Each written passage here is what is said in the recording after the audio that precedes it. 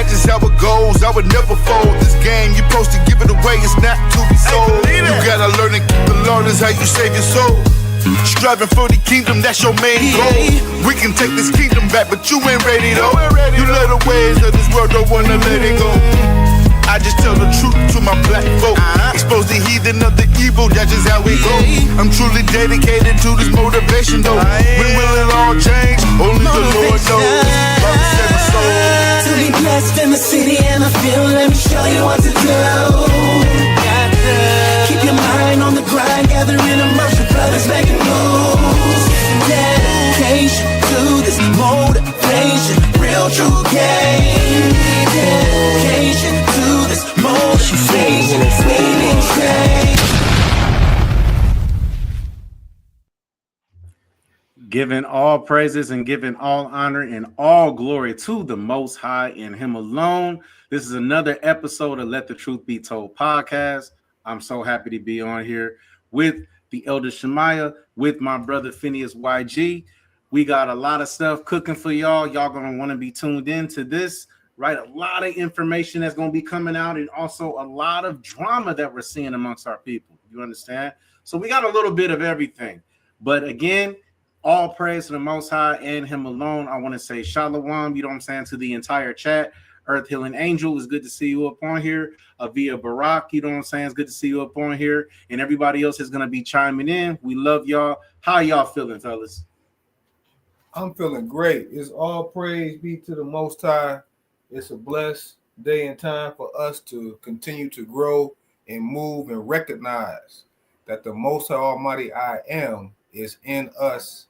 And as we connect with that form of energy and operate off of that vibration, we can rise to the occasion, rise to knowing that we Shemitic by bloodline, Hebrew by ethnicity, Yasharala according to nationality, and we are divinely made by the Most High I Am, and that's where our conscience lies. So be it. Hallelujah. Man. Brother Phinehas YG. Hey, man. It's been a long time coming, y'all. You know what I mean? Apologize. We've been missing in action.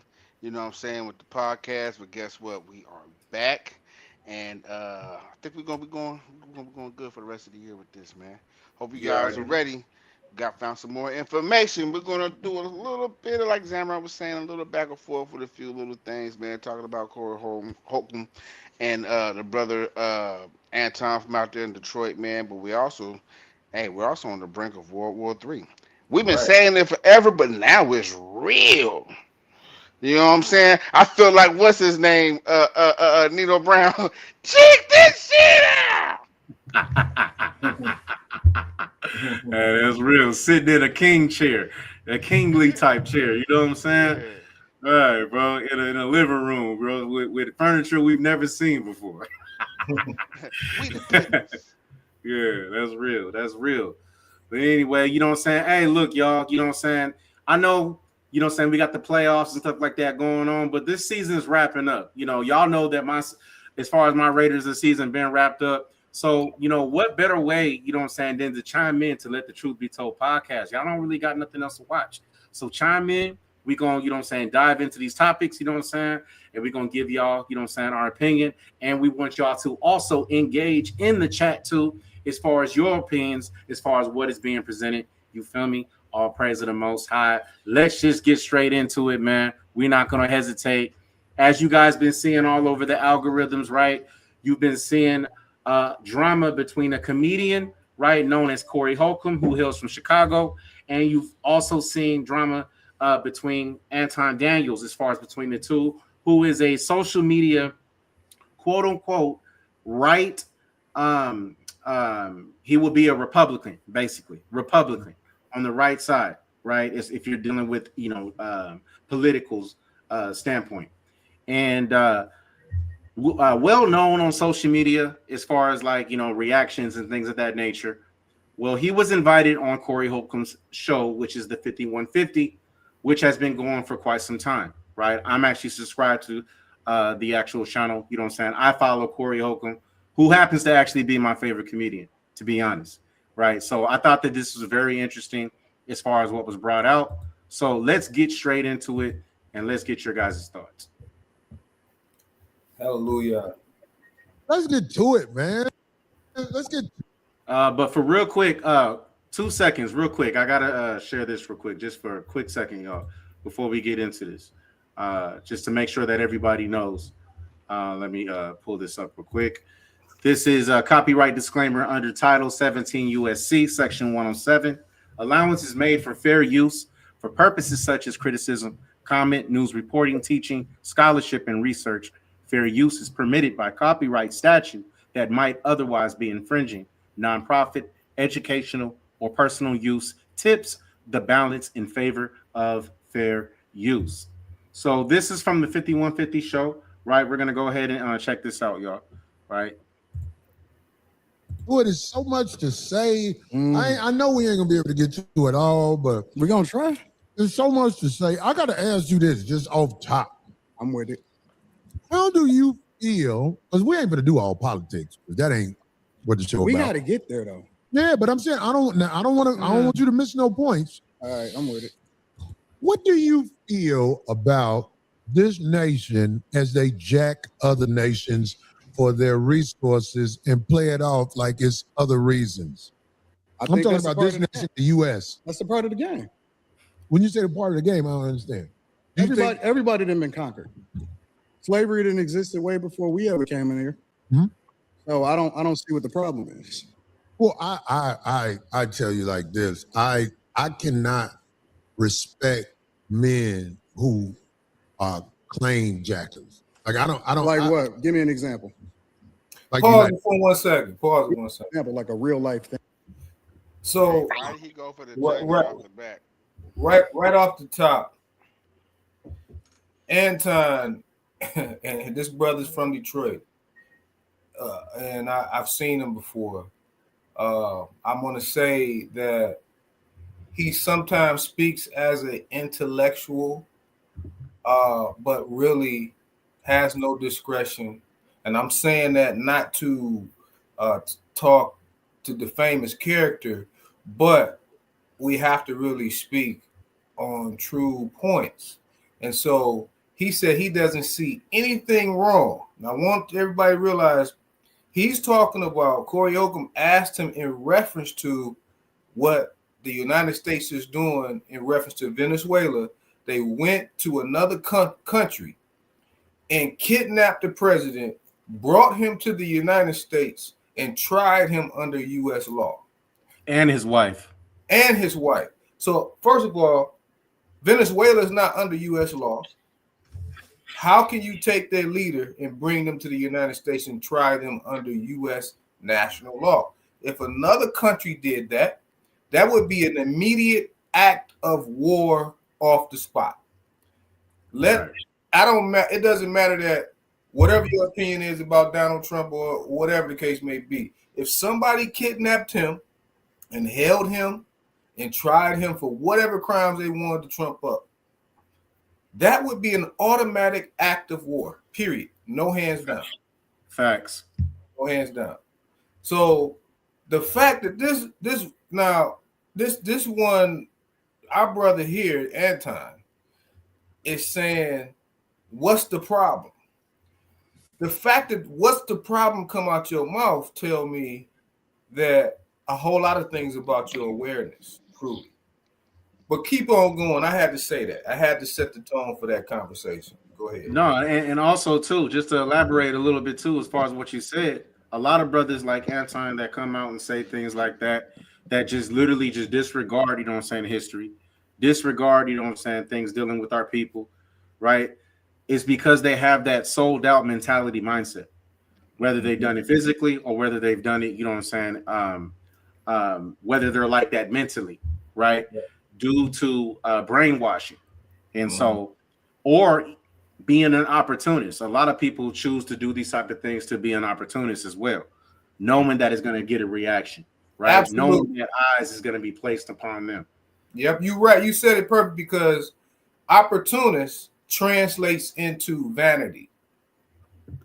And it translates into vanity because what is the purpose of him being an opportunist? It's for vainglory. So keep going. Right, let's push play. Like, what did they take? The United States. Like taking this country? Not just taking this country. How do you think you got here? The transatlantic slave trade. You smart man. Right. Now, not all of our people got here through the transatlantic slave trade. I kind of believe that some of our people were already here, but majority of our people, yes, got here through the transatlantic slave trade. What do you got to say about that, Odie? I got a few things to say about that. Okay.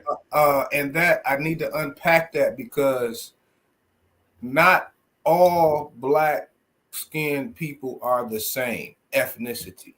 Facts. Just like all white people are not the same ethnicity. In the white world, you have Caucasian, Anglo-Saxon, you have the Brits, you have the Slavics, you have the Germanic people, and there's a couple more. But they all share a common ancestor, which is Japhet, which is mentioned in the book of Genesis chapter 10, which we call the Table of Nations. But likewise, in Ham, you had dark races of people. And in Shem, you had dark races of Hebraic people, and you also had people that are considered Chaldean descent. But not all people, black-skinned people, are the same. So when the transatlantic slave trade occurred, because you're going to hear them comment, he's going to our people with our own people. Not necessarily true. It wasn't Hebrews that sold other Hebrews to the transatlantic slave trade. It was the they went to war within the continent of Al-Kebalan. I don't use Africa, within the continent of Al-Kebalan, and they had war, and the Hebrew people were what you call the booties of war. And they were, and when they got captured, they sold them to the Portuguese. And they got weapons, they got other things, and they sold them first to the Caribbean. I want to let this be known that our people, 95% of dark complected people, Hebraic people, did not arrive directly to the United States. We came through the Caribbean, right, and then we came up to the United States. Now, the question about were there black people in the United States? Yes. But were they Hebrews? That's the question. Were they Hebrews or were they Hamitic people? Now, I'm going to say also there may have been some Hebrew people here as well, but the majority of the sea navigators, if you go research history, were of Hamitic descent. And they came over here. Look at this real quick, Elder. This is the and I kind of hear a background. I don't know, it might have went out, but anyway, this is the definition of Ham. I don't know if y'all can see this, you know what I'm saying, but this is the definition of Ham in the biblical dictionary. It says the youngest son of Noah, born probably about 96 years before the flood, and one of 8 persons to live through the flood. He became the progenitor of the dark races, not the Negroes, which is what we're referred to. Absolutely. But the Egyptians, Ethiopians, Libyans, and Canaanites. So this backs up as far as what you were just talking about, Elder, as far as, you know what I'm saying, dark races. Absolutely. And one day we're going to do a show exclusively breaking down the genealogy of Hamitic people and the genealogy of Shemitic people and the genealogy of Japhetic people, and show you where they come from, so you have a true understanding, and awareness of what we're speaking about. But go ahead. Okay, let's get back. You got anything you want to add, Phineas, before we push play? Now let's do it. All praise to them outside. Let's get to it.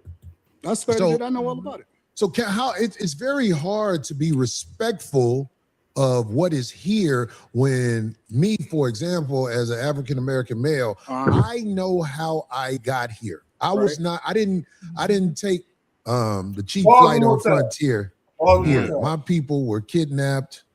Real quick, I just want to say this 2 seconds. He identifies with being African American. This is one of the reasons why we have this podcast let the truth be told, because you are not African American, O seed of Yaakov. It's time for you to become aware and awaken to who you are physically and who you are consciously, and make that declaration in man's system and stop living according to the social constructs and characteristics that they painted you to be, and you gravitating to it. Well, go ahead. I'm glad you said that, Elder, because I want y'all to pay attention. It's right here during this exchange between Corey and Anton as far as who they are, right? And where they're from and what they claim themselves to be. That leads right to what we're about to see. All right, so check this out. My people were sold by robbed. Africans. They what? They were sold by Africans. You said all the people were sold by Africans? How you think what you think white people came over there and got us? Yes. No, they were sold. So They just capitalized off of it better than the Africans did. okay, so you're saying that all of the black people that were brought here were sold by Africans. Correct. So the white people were just doing transactions over there. Absolutely. It was capitalism. See, the thing about white people, you think that racism is inherently in them. Racism is inherently in all of us. Black people is some of the most racist people I've ever seen in my entire life. He said black people is some of the most racist people I've seen in my entire life, bro. That is wild. You're going to hear him say that, and you're going to hear him get challenged on that. He skated around the answer, but black people, so-called, I'm using that term loosely, black people, we are not in a position to be racist, because racist when you have the ability to control the outcome of somebody else. We can be prejudiced. We definitely can be prejudiced, but actually the character and nature of our people is neither one. We the most forgiving people on the planet. Out of everybody, we the most forgiving. That's why we seek to be included in a system what was never made for us, because we are for a forgiving people, and we willing to do what we got to do to exist with the people that we with. That's facts. How you feeling, YG? Hey, I'm not gonna lie, man. They start this off ruffling feathers. You know, one, what I do agree with Anton. See, both of them are misinformed about the the topic of the subject that they're both had decided to speak on. At least starting off with, from what I've seen so far. But the brother is right. You know what I'm saying? You know, hey man, them Hamites did sell us for guns and a whole bunch of other little BS. You know what I'm saying? To old Whitey, and they came over here and they capitalized off it better than Africans. Like you said, like that was real. You know what I'm saying? They brought us over here and then sold us to their partners. Exactly. It's just that he just didn't break it down to, he's including all black people in the same bucket. Right. We are not Hamitic. We Shemitic. Exactly. So it was the Hamitic black skinned people that sold the Shemitic Hebraic people into the transatlantic slave trade. And even before the transatlantic slave trade, there was the sub-Saharan slave trade that occurred. Pull up that Deuteronomy 28 real quick. Hold on, real quick. I got one better right here. It's in Joel. This is out the Most High's mouth through the prophet Joel.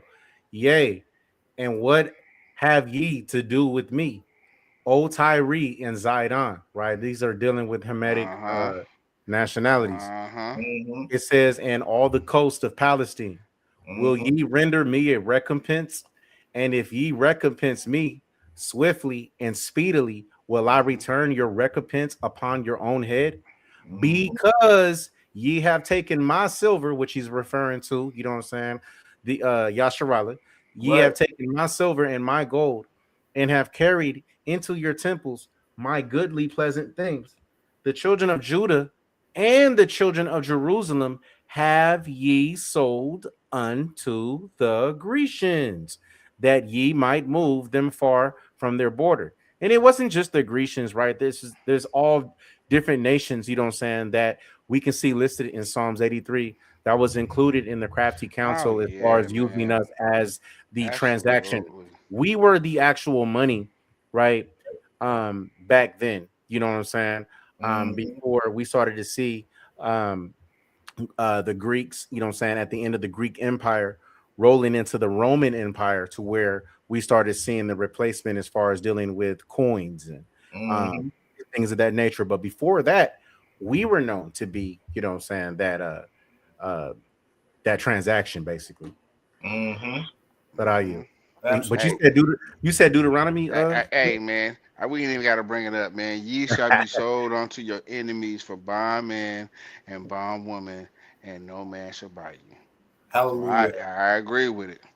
Shout out to Tazadakia Yashara 02. We got a new member on the channel. All praise of the Most High. It's good to have you up on here. We love you. You know what I'm saying? Hey, here we just family. You know what I'm saying? We just gonna bring it out. You know what I'm saying? Through the spirit of the Most High and the best of our knowledge. But we love and appreciate you. You know what I'm saying? Hey, put a W in the chat. You know what I'm saying? For the new member. You know what I'm saying? Tazadakia Yasharala. All praise in the Most High. Put a W in the chat for our brother. But go ahead, Elder. I don't know if you got anything else you wanted to. Oh no, not yet. You can go ahead and hit play. All right, come on. All praises. We don't even like each other. So can I ask you a question? No, hold on. Let's stay there. Okay. We don't even like each other. And so black people participate. Some of the first slavers in the United States of America was black people. That's the truth. So what I'm trying to understand is, was slavery in the United States before? Slavery existed thousands of years before we got here. Okay. Slavery was on every single continent in this world. That's a fact. Now, the thing that's a problem with it is that, and this is the problem that I have, what you niggas want? Wow. What do you mean when you say what you mean? What do y'all want? Like, because real quick, Elder. Like, what you niggas want? Like, I'm not gonna lie, like that kind of irks my nerves a little bit. The way it was said and the way that he said it, because it's just kind of like, okay, well, it goes back to what Corey was talking about. Like, well, what do you associate yourself as? Right? Do you even recognize yourself, you know what I'm saying, with those who have gone through the struggle, or who are offspring of ancestors, you know what I'm saying, that have gone through the struggle? So when you talk about, like, you know, when you say something like this, like what you niggas want, well, number one, we would like, what we do want is our heritage back. What we do want is our land back. What we do want, you know, is to know where we truly are from, you know what I'm saying, and what we're truly about, which is why we deal with the Torah. And so, but we got a lot of our people, though, you know what I'm saying, that are on the outside that don't know anything about the Torah, right? That are seeking for who they truly are, right? That recognize themselves as many different things. And so for him to sit there and say that, what do you niggas want, clearly shows, right, there are certain of our people, right, that may look like us, right, but they're on a certain levels to where they have a boss, right, that is controlling them like their master, you know what I'm saying, to make sure that they present themselves a certain way. But this is a perfect example right here. But go I ahead. can be 100 with you. Go ahead, Phinehas. Sorry, excuse me, Elder, give me a second. If we was in the wilderness, we be knocking that nigga off immediately. He gotta go. Well, you know. Here's the thing. Here's where, like I said, when I was watching this was so hard for me to watch. Phineas, he would have got the dagger fucking with Phineas. It was so hard for me to watch, and the thing about it is that what happened right here was Anton set the first bait to piss off Corey Holcomb in the conversation. When he said, glad you brought that out. That was the first bait, Elder. That's a great point. Go ahead. That was the first bait. So when you having dialogue and you're on podcast or you're talking on stage, or if you're in an open forum and you got the ears of people, you got to be mindful, one, on what you say, how you say it, but you also have to be mindful about there are triggers out there. And when people put things out there, it's not about what happened, what he said. It's about how you respond. Right. So what I would have said to him in reverse is, well, do you put yourself in that category when you ask the question, what y'all niggas want? Are you one of those people that you're talking about? What do you want? See, when you Hey, hold on, Elder said the word. Hey, hold on. Elder said the word nigga like from the 50s, bro. Well, because I get my listen. I'm gonna tell you. I'm gonna get a disclaimer to all the listeners. Listen, I do not get off my square, but I'm only using the language because this brother used that. But the thing about it is, because we already know where the word nigga come from, it's a dilution of the word negas or neget, which means royalty. But and if we start using the correct terminology and start walking in that energy, then we wouldn't be walking around in that term. You know what I'm saying? In the deviation of that's a byword. Right. Nigga is a byword of neget and negas. Y'all can look it up. So, but this guy right here, I'm not gonna hold you up. It would have taken everything in me, the Yah in me, to stay poised, but I would have did it in communicating with him. But I would have turned all the things he said to him as questions to him. I want everybody to understand this or understand this. It's not about the statements that you make, it's about the questions that you ask. Remember that in any situation you find yourself in, turn your statements to questions. And anybody that can't pour into you wisdom and always taken from you, you don't need to have a conversation with them. So take that piece of wisdom and turn your statements into questions, whether you be on the job, whether you be out there in the world, whether you're talking with your family, your loved one. Rule with questions and not with statements. This brother right here, I hate to say it, he doesn't have a lot of wisdom. He doesn't have a lot of discretion. We're going to talk about that neither one of them actually, but we're going to keep going. Yeah. We already know Corey Holcomb, but the straight nigga. But hey, real quick, you said you would have asked him what again, Elder? I would have asked him, did he include himself in the question that he asked? I was about to say, that's what I wanted to say. That was the most, what's the best way to put this? That was the most polite way to disrespect a nigga. You fool. Oh man, that's crazy. That was polite. Hey, that was politely disrespectful. And you know the thing about it is, we gotta stop being niggas and be the royalty that we was made to be. When we go, that's another social construct that's made. We gotta stop being that. When we say we Yahuda, we this, we that. When we gonna start being that and stop being niggas and everything else? We gotta push that. The baton is in our hands. It ain't on our ancestors. It ain't on nobody after us. It's on you. It's on you to lead from the front. But go ahead. That's right.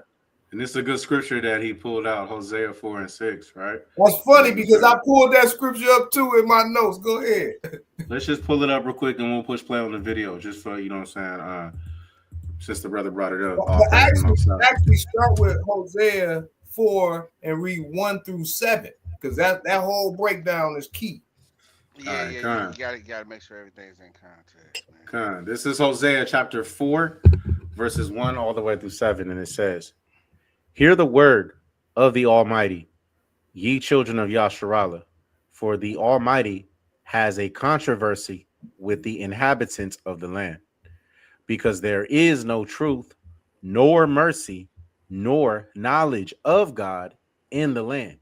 And that's what we acting as today. Our people really have no truth, no mercy, no knowledge of the Almighty, even while we in the lands of our captivity. But keep going. Verse 2, by swearing and lying and killing and stealing and committing adultery, they break out, and blood toucheth blood. And we're going to see this in this podcast by the exchange of words. We can kill not just by hand, but by the mouth. Because didn't the Almighty say that death and life is in the power of the tongue? That's right. So we have to watch the words that come out of our mouth. Keep going. Hosea chapter 4, verse 3. Therefore shall the land mourn, and every one that dwelleth therein shall languish with the beast of the field and with the fowls of heaven. Yea, the fishes of the sea also shall be taken away. Mm-hmm. Yet let no man strive nor reprove another, for thy people are as they that strive with the priest. Now pause. It says, let no man strive nor reprove another. I put that question out there to everybody out there in the debating world. What is your purpose for debating? Is it to reprove somebody else? The word of Yah said, let no man strive nor reprove another. Why? Because even on our best day, our own self-imposed righteousness is as filthy rags. Y'all know the scripture, but keep going. Keep going. Verse 5. Therefore shalt thou fall in the day, and the prophet also shall fall with thee in the night, and I will destroy thy mother. My people are destroyed for a lack of knowledge. Because thou hast rejected knowledge, I will also reject thee, that thou shalt be no priest to me. Seeing thou hast forgotten the law of thy God, I will also forget thy children. As they were increased, so they sinned against me. Therefore, I change their. Let me read this again. Verse 7. As they were increased, so they sinned against me.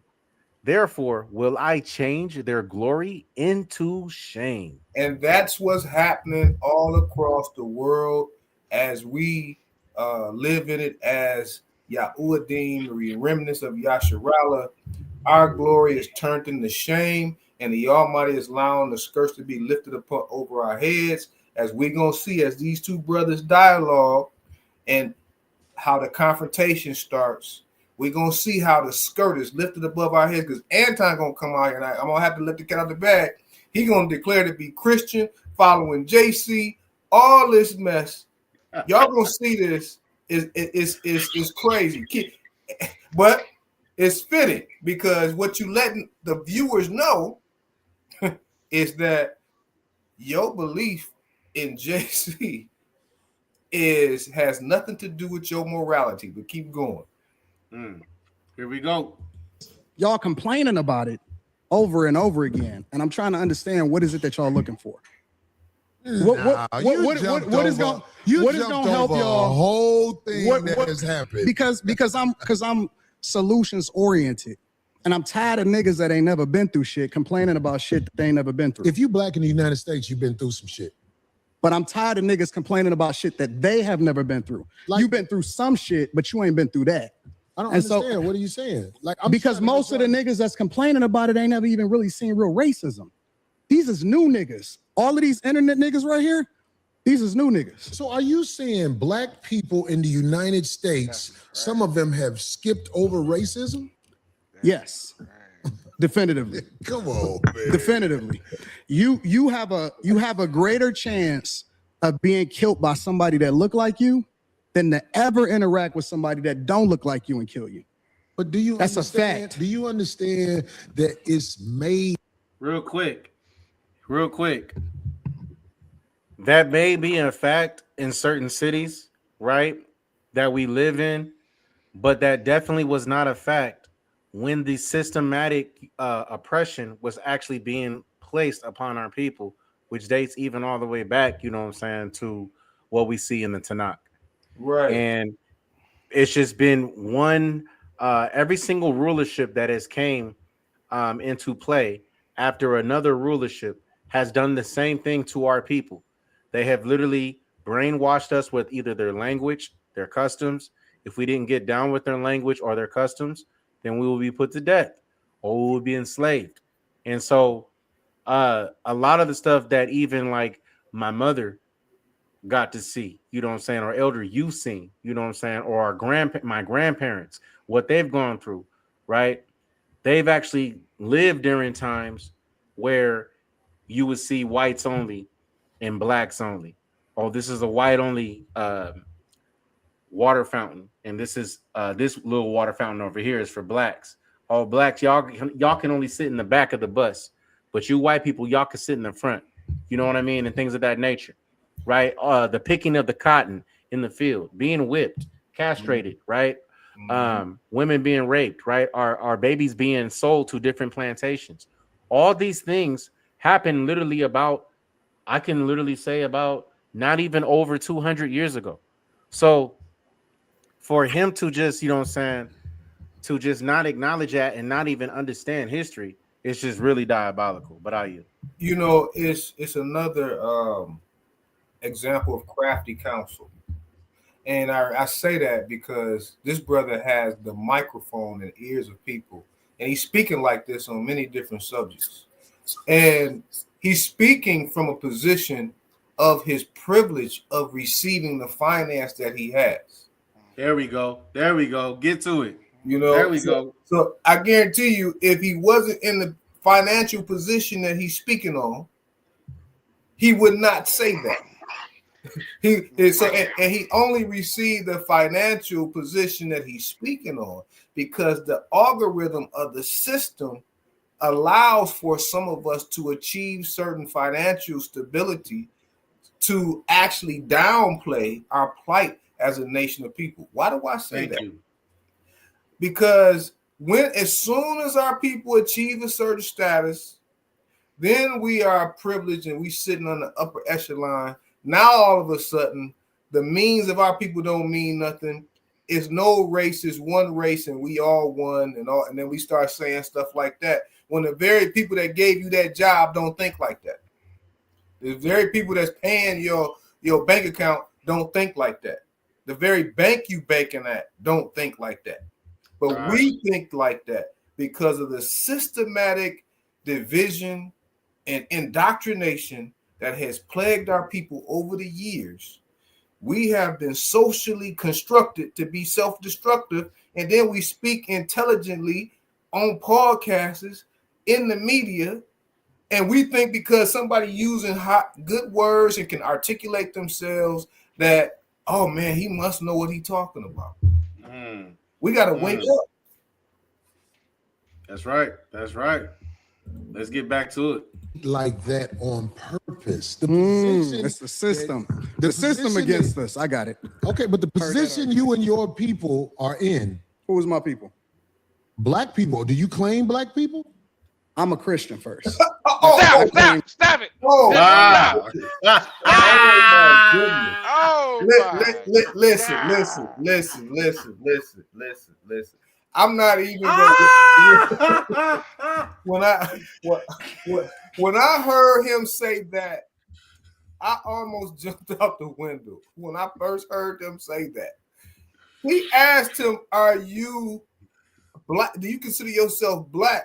He said he a Christian, which got nothing to do with your nationality, your culture, none of that. That has everything to do with your belief. But you know something else? You know something other? That's what these Jesus lovers do. Yeah. They completely disconnect themselves from any conversation of saying, I'm black, I'm a Negro, these are my people. They put Jesus, and I'm using that word, the name Jesus, because it's not Jesus, it's Jesus, y'all. It's some Spanish shit. It's what it is.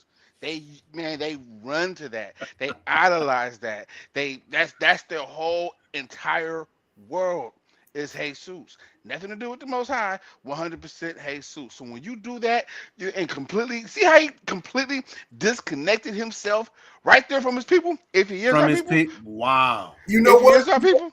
You know what? This old Uncle Ruckus ass nigga, man. You know what I would, bro? I would have asked him, and I want y'all to hear. If you ever get in a conversation with somebody like this, asked him this question because I would have asked him this on the camera. Okay. So you're a Christian. You said that. You led with that. Did you put Christian on your driver's license and on your passport when they asked what your nationality and race was? Did you do that? Absolutely not.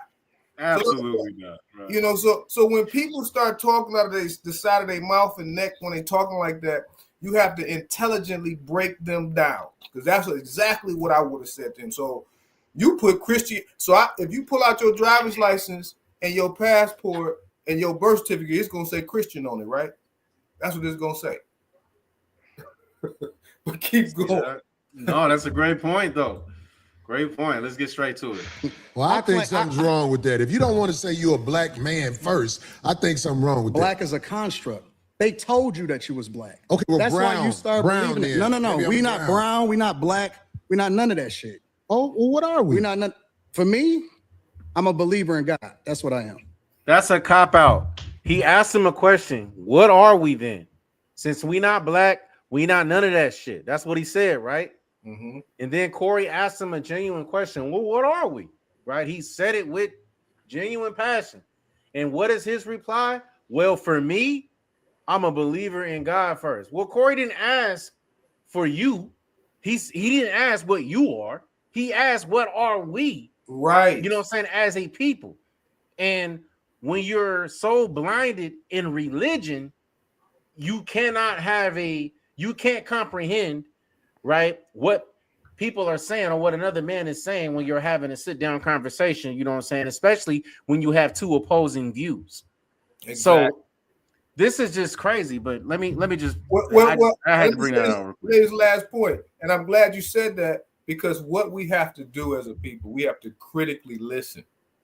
And what you did, you critically listened. He asked a question, a specific question, and this brother deflected the question and started talking about a personal thing with him and not us as a whole. First, he don't even identify with being black. He didn't even say that, but keep going. Although black, yeah, because if he would have asked me that question, right? If let's just say if I was sitting where Anton Daniels was sitting, right, and Corey would have asked me that question, well, what are we? Right, then I just welcome the opportunity, right, to bring forth as far as who I feel that we are, right, with proof and facts. But see, this is the thing: our people don't want to deal with proof and facts. Right, they just want to go off what their own opinion and what they say. So another thing we have to work on too is that if we're going to claim something, we have to show proof and facts. This is another thing that Elder was kind of going into as far as the importance of name change. Because if you're claiming that you're something, right, then you need to have the proof and facts to show that claim that you're making. So if we claim, right, that we're Yasharallah, then we need to know the history of Yasharallah, which means that we need to know the history of the Torah and the Tanakh to be able to prove that alongside with archaeology, right, and historical facts. Mm-hmm. So, okay, you claim yourself to be Christian first, Anton Daniels. So now a question was presented to you, what are we? Right? And then you revert to, well, as for me, I'm a believer of God. Well, what type of fact is that? How do we know that you are a believer of God? Where's your facts? Go ahead. Let me land back off this real quick before we go back to the video. Yeah, my bad, bro. If we're not understanding what this brother's doing, he's doing it strategically. Yes, now, the way he answered the question, let's just be real. The information is out there. Everybody knows that we're Yasharallah, aka Israel. Right? Mm-hmm.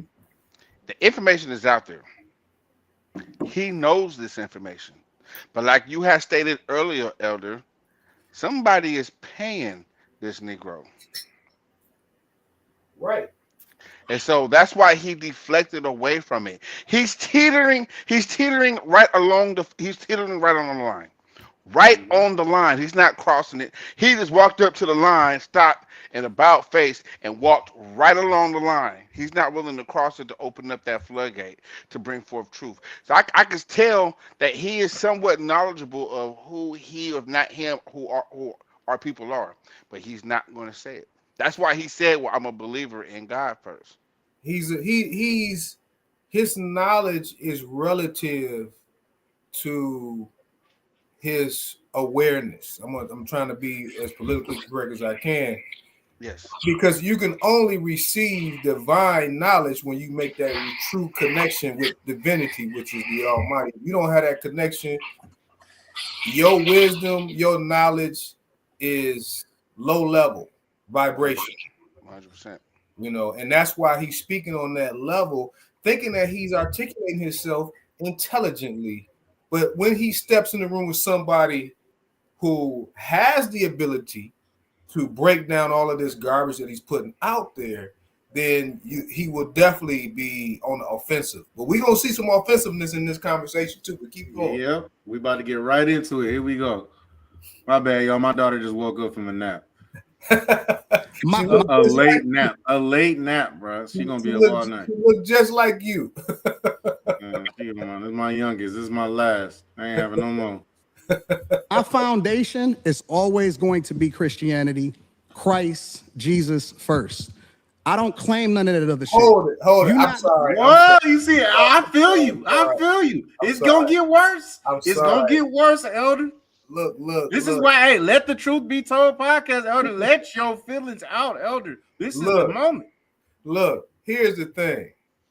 Do our listeners really understand? And we did this one podcast before. It was about 40,000 different divisions of Christian doctrine. Y'all remember that? Mm-hmm. Right.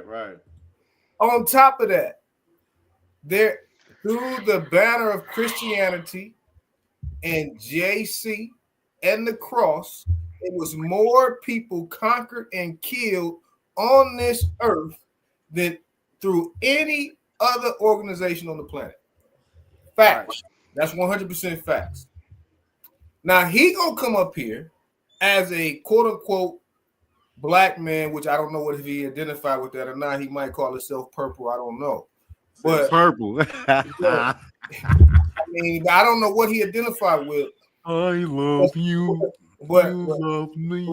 But apparently he's not identifying with his people, because he always say what y'all want. He didn't say what do we want. He said what y'all want. That tells me he removed himself from his people on this show. Okay. So under the banner again, when we was on the plantation, we were fed a lot of things through Christendom, through colonialism that we still embrace today. And in the recent news media today, we got a lot of headliner Christian pastors that's falling. I don't know if y'all heard about Donnie McClurkin and this new allegation that came out against him. Did y'all hear about that? Wait. You talk about Donnie McClurkin, the gospel singer? Yes, absolutely. Yes. We fall down, but we get up. No, that's Marvin Sapp. That ain't Marvin Sapp, bro. That's Donnie McClurkin. Is that Donnie McClurkin? That's Donnie McClurkin, bro. There's an Italian guy that he was doing business with, some guy that's claiming that he sexually assaulted him and all that. That's all that's out there. No. Wait, hold on, Elder. You didn't know Donnie McClurkin, you know what I'm saying, was a backdoorian in the words of Corey? Yeah, a backdoorian. Yeah, I knew it, but he said that he was healed from it. You remember that? Yeah, wait, Elder. Wait, was he healed from it? Like, say it again, Elder, like the dude said it. Yeah. He said it last show. What dude said? I don't like men. What he said? No more. He said that. He said that. Oh my man, I'm about to use that backdoorian. But the thing is in this banner of Christianity, that's like right now in Christianity, you have homosexual churches, gay churches, preachers out there. You got musicians out there in the church doing all of that kind of stuff. But y'all Christian, right? Y'all Christian, and now it's like, hey, look, hey, we don't judge nobody. We accept everything. It's just a complete disgrace. But it's what religion promotes. We should never be associated with religion. We should be only associated with our nationality, our ethnicity, and our bloodline, which was created and promoted by the Most High I Am. And once we start to make that connection, we will start to become more rooted, more grounded in who we are, understanding our purpose. Most people that the Christian movement, they don't really have a purpose but to praise and worship. Facts. And that's why our plight as a people has failed. Now, it's funny because you got white Christians, you got Arabic Christians. They don't have the same problem we got as Christians. You ever ask yourself that question? I'm going to tell you why they don't. Because they not the ones that breached the covenant with the Most High Almighty, and the Almighty holds you accountable, and you paying your debt. But keep going. Elder over here dropping bombs, y'all. Elder over here dropping bombs. We gotta get one for the elder, bro. Real talk. We gotta dropping bombs. All right, hallelujah. Let's get straight to it. All praise to the Most High. Don't get me to believe in you based off of some shit that you can't control. You didn't pick it. And the thing about other cultures, whether you black, Chinese, Asians don't fuck with each other just because they're Asian. Chinese people and Japanese people and Taiwanese people, they're all different. Koreans are different. All white people don't fuck with all white people. So why do I have an obligation to fuck with somebody just because he black? Okay. And then the definition of pause. This is why we can never make it, because of information that's put out here like this. Here's where he's wrong at. Every nationality of people do a form of self-love first. I don't care if it's Asian. I don't care if it's white. I don't care if it's Chaldean. They all do a form of self-love first besides us. And he's a prime example of what I said before. He's so forgiving that he put himself on the back burner. He not even looking at who he is, and he promoting everybody else, period. I bet you he got an ugly ass white broad at home.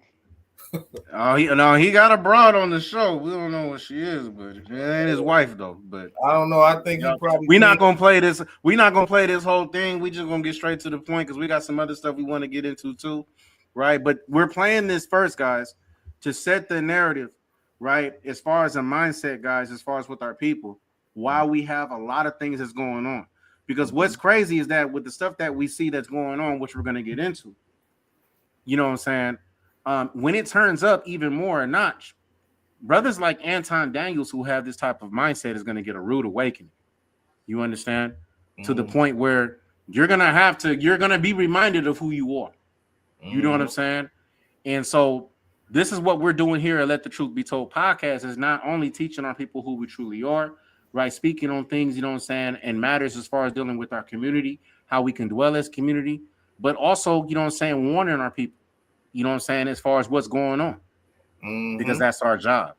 So let's get straight to it. How you define black is based off of something that a white man gave to you. Okay, well, trust me, brother. You white people. Let me tell you something. I know Caucasian people that have looked at me and threw me licks. But I am from Chicago, and I'm from Detroit. It was. Chicago is very segregated. I knew nothing about Caucasian people until I moved to Los Angeles. And a lot of the stories I heard, it turned out to be just that.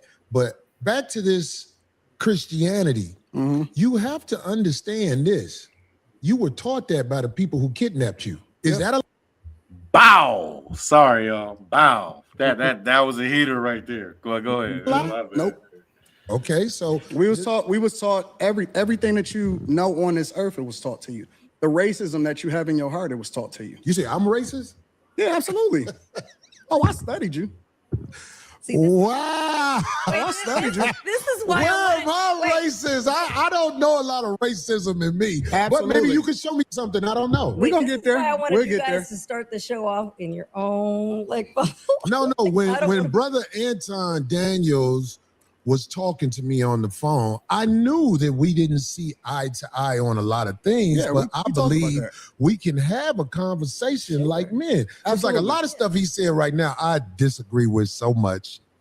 But both of us. I'm going to try to make a point because I have the hopes. I have the hopes in reaching him in a way. You know what I'm saying? I know that ain't guaranteed. I'm not. And I have the hopes that I'm gonna get y'all off of the Democratic plantation. Yeah, because I don't know nothing about the Democratic plantation. And see right here, Elder, as we see, right, showing his allegiance and alliance, you know what I'm saying, not only to Christianity, but to the Republican Party, you know what I'm saying? And so you have any type of allegiance to the Republican Party, right? Democratic Party, you know what I'm saying? You might as well just disqualify your whole ideology as far as trying to gather ourselves, you know what I'm saying, as a people and go back to the land. Because you cannot, we cannot learn who we truly are, right, through a Democratic or Republican mindset. You know what I'm saying? Now, if anything, you know what I'm saying, that's why you have like this conservative, you know what I'm saying? Right. You know, like for me, like if anybody was to ask me, like, okay, well, Zamran, like, what is your political views, right? I don't deal with Democrats or Republicans, you know what I'm saying? But I would just say that, hey, I'm a conservative, but I'm more conservative dealing with the ways of Torah and the Tanakh. Things that I can see that's written in the Torah and the Tanakh that benefits, you know what I'm saying, not only us as a people, Elder and YG, you know what I'm saying, but also, you know what I'm saying, humanity. You feel what I'm saying? And we know that's through the righteousness of Yasharallah being in charge. But go ahead. And simply put, you can never use the weapons of your enemy to free your people. And show me anywhere in history where that was done. You cannot do that.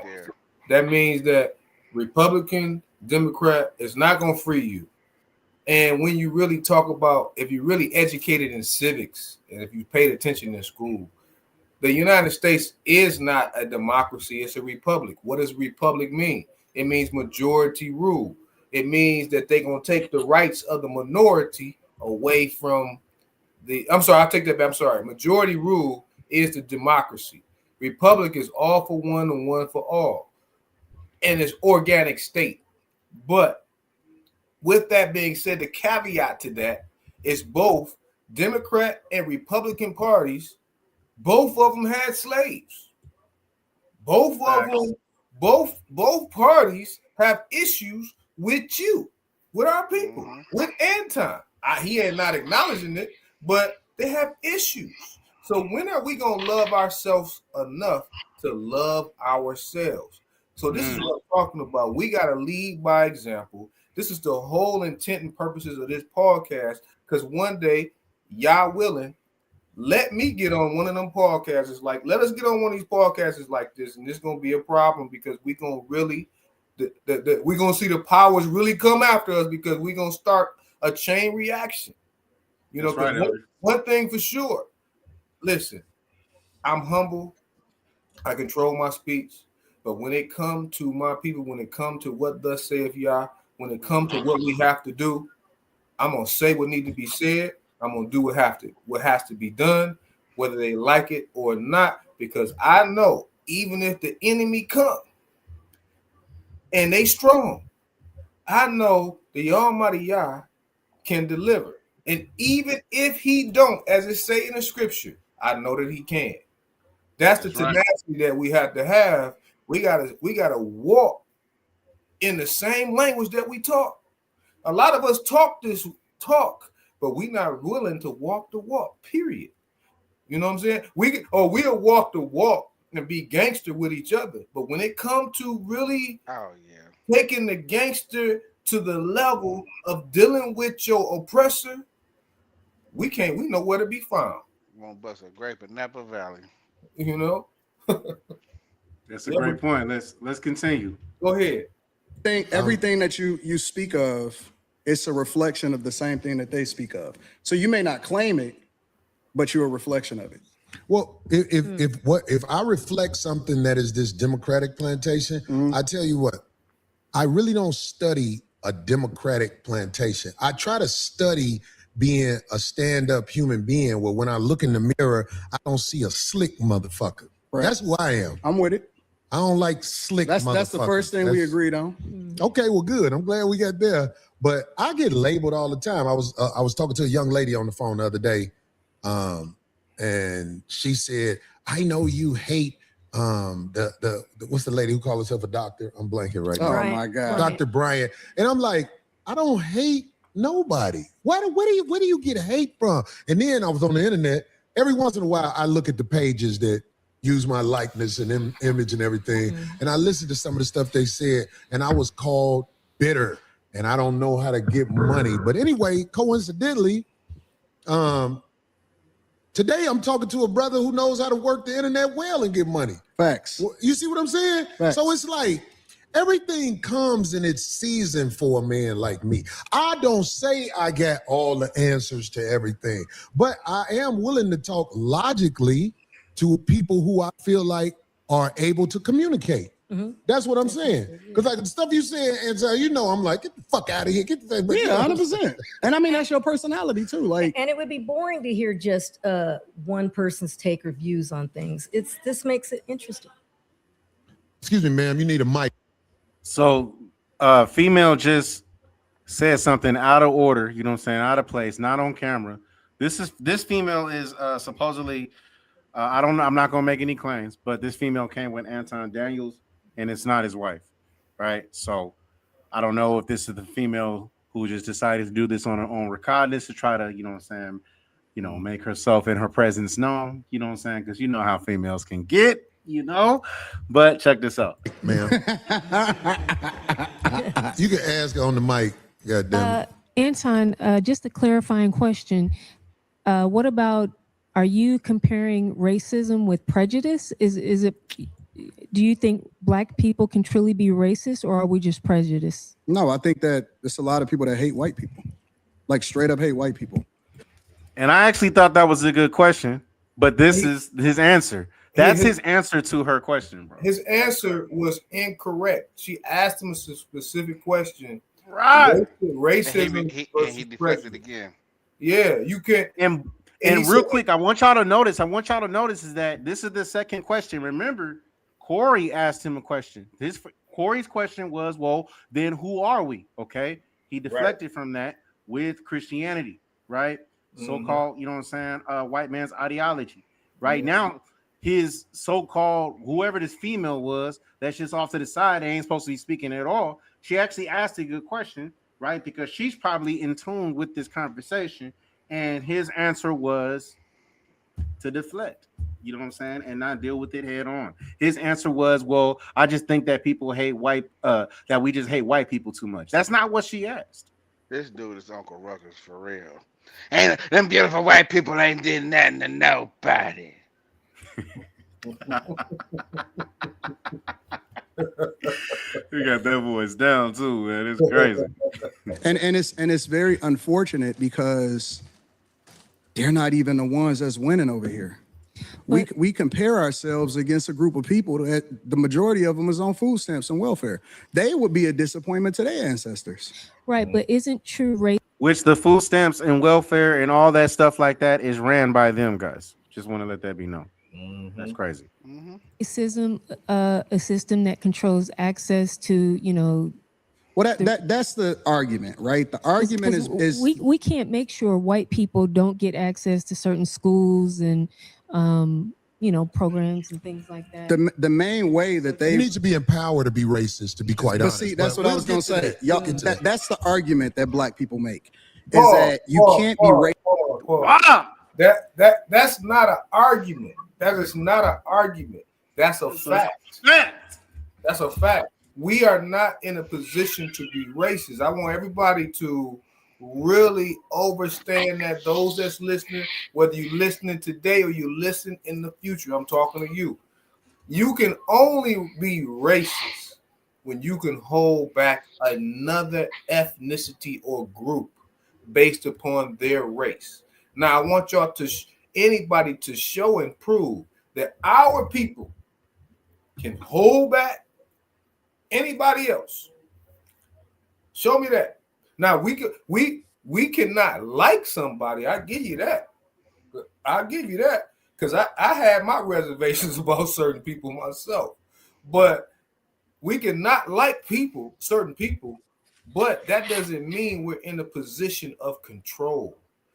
In order to be racist, you have to be in a position of control. Now, this brother think because he got a couple quarters in his pocket that now all of a sudden we can be racist, or that verbiage is at least coming out of his mouth. I really cannot accept that this brother coming from Detroit actually believed that.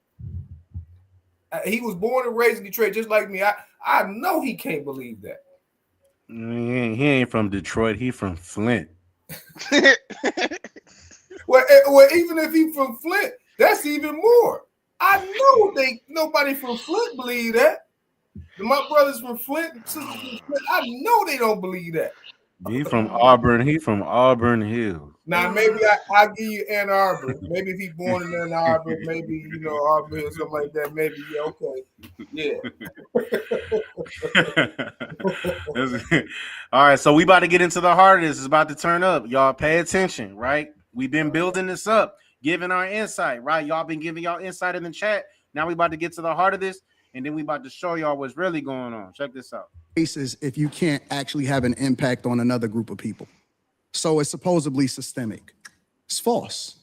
Really? I just seen a guy that used to be the president of the United States of America that wanted to becoming the president of the United States of America for the second time, almost get everything taken away from him. Literally. And he was basically being taken down by black people. Kamala Harris, Letitia James. Whoa, stop. Kamala ain't. Stop. Kamala, that I want to cuss. I should bring my father. I should bring my father on the podcast. My father grew up with Kamala, bro. She from Cali, bro. Hey, my father grew up with her, bro. I wanna curse and go off so bad. Don't do it, brother. Don't do that it. broad ain't black. Don't do it. And then her family were slave owners out there in Jamaica. Understand me? You know what I'm saying? She's not black, even though they try to paint her to be that. She's far from it. You dig what I'm saying? Like, and I hate the fact that people really think that she's one of us. Like, that's crazy. Hey, Phinehas, you didn't hear that she was cleaning her greens in the bathtub? That ain't no nigga shit. Excuse me. That what she said. That's what she said. She said she was cleaning her greens in the bathtub. She got the story twisted. Hold on, wait. Did it have Hey, she got the story It had a twisted. ring around it too, huh? She got the story twisted. That ain't what? Oh no. Yeah, that sounds like some. That's some Hamite stuff. Niggas might put chillings in a you feel me? But come on. Yeah, bro, that's crazy. Now my pops, you know what I'm saying, and my grandfather, you know what I'm saying, they know that whole family, you know what I'm saying, very well, especially my grandfather. And you know what I'm saying, according to my pops, you know what I'm saying, because they came up in the same school. She had been started her way as far as the way she worked her way up, you know what I'm saying, even into politics. It's of course like what most women do to work their way up in anything. She was a bopper, bro. That's 100%. What he told me. And she was so much of a bopper, she didn't even have. Well, you know, and let me say this too. You know, I'm gonna say this. You know, a lot of times in this system, they put our men and our women in position to be on a lower vibration. And so yes, you know, some of our sisters have done things that's unsavory, just as our brothers, you know, they out there. Listen, you got brothers that's sitting on the director's couch trying to get positions, you know, Dorian get the star role, you know. So I just want to make sure that we keep the level playing. Our brothers are just as guilty. They are. That's right. You know, I get it. That's right. 100% true. Hey, remember Judge Joe Brown? He said, "Oh, Kamala, she's old, She's old." Judge Joe Brown, bro, he don't be playing either. Oh my goodness. Right. You know, and that's like, I think this brother, I hate to say this, and I don't want to be, but you know, they got that new terminology out there in the world today, and they call it zesty. Mm-hmm. Right? And Zestfully. Zestfully clean. Yes. Don't to be zestfully clean. I think I hate to say it, and I'm laughing, but I'm crying on the inside because our brothers, it's time for our brothers to stand up and be men. Being masculine is not about asserting your force. Being masculine is about having the gravity to rule. And that's like with our sisters. Their power is in their femininity. A sister's power is in her femininity. If she walk in that room and display femininity, she would capture the mind of most men in that room. And through the femininity, they have a lot of power. And we gotta get back and awaken to the essence of who we are. You know what I'm saying? We gotta stop walking according to the script that they give us in Hollywood and social media and the radio. We gotta kill all of that. Right. And this brother right here, I hate to say he's the epitome of that right now. You know, and even, you know, so it's like it's a lot of things that we have to really unpack. But go ahead, keep playing. I can talk about that all day. Keep going. You know, in New York, Fani Willis, down in Georgia, all of those are black women, specifically that met with Kamala Harris months before they actually started this campaign during the Biden administration. And it's so funny to me because then I have to ask myself the question, well, listen, if this is a construct and if it's all about white people and all of the energy is going towards a person that black people fucked with before he actually ran for president of the United States of America, but we champion Barack Obama. Not me. No. Take yourself out of it. We talking about the culture. It may not necessarily be you individually, but we as a culture fuck with him. Fuck with who? Barack Obama and his wife. We fuck with him. As a culture, we champion him. We absolutely do. And he didn't give y'all shit except for gay marriage. You know I know that. That's why I ain't arguing with you on this point. Absolutely I vote. Are you now pause for a second? I'm a Republican. Pause for a second. He did have some correct points. He was right on all that. He was right on all that. He was right about that. You know. I don't support but he was right. Yeah. Yeah, because when he was talking about the culture, he's just, you know what I'm saying, talking about us in general, not individually, but just as a whole. And that goes back to the history, though, you know what I'm saying, even what we can see in the tournaments or not, you know what I'm saying, when we were under rulership under, you know what I'm saying, our oppressors, you had certain of our people, you know what I'm saying, that would get down with their system, certain of our people who just didn't, you know what I'm saying, and so this goes to the same thing. So, but you notice how he's able to, I want y'all to peep game. He was able to speak as a whole in reference to this, but when it came to the question about who he was and about his association, it was a total different answer. Keep going. This man. You didn't know that? I'm a straight up and down Republican. And matter of fact, people need to really understand their history because Republicans were the party of black people. That's true. It's the original party of black people. They were the party that actually freed the slaves. Lincoln was a straight up Republican. Why do people think that Abraham Lincoln freed the slaves, bro? Do people really read the amendments? He never freed us. Look, it was never, first of all, it was never about us being free. It was about money. What it was about capitalism all the way across the board. That's right, YG. They wanted the numbers of our people to be on their side because the South had more money because of the free labor. That's what that was about. So it was a game play to say, hey, look, they playing chess. Look, we gotta change this strategy. They got all these plantations, got free labor down there. They got more money than we got. That's a fact. If you research the history, they had more money. The South had more money. So to change that, they had to cause this situation. Okay, it's just like what Trump is doing with Venezuela, with Nigeria, with Iran. It's the same gameplay, y'all. It's nothing different. They haven't changed. It's nothing that's changed under the sun. So, you know, we got to really wake up and pay attention to what we're being fed in media. Keep going. You're talking about the emancipation, when you're talking about 1865, when you're talking about what we stood for as conservative means that we're Christians. It means that we don't fuck with that gay shit. I'm telling you what it stands for. You don't fuck with the backdoor shit. I don't. I don't either. That's what it's saying.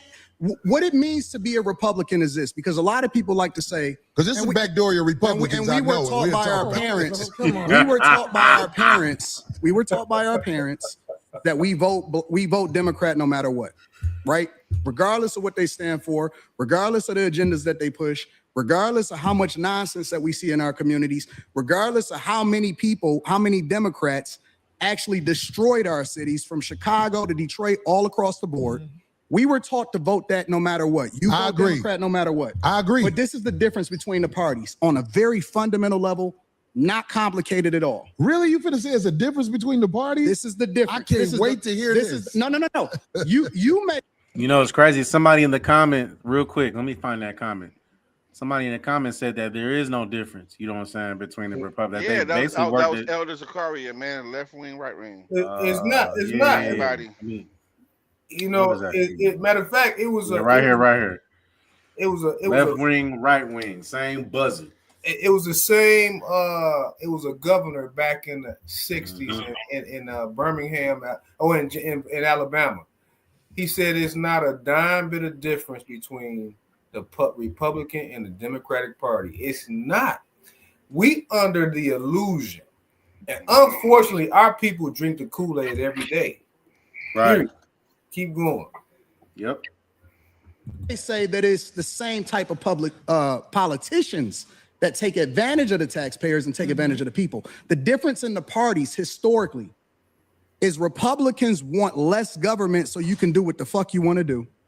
And Democrats want more control, so they want to control what your money is, where your tax dollars go, and what you can do with your money. Okay, so I'm going to tell you this. That's the fundamental difference. I'm going to tell you this.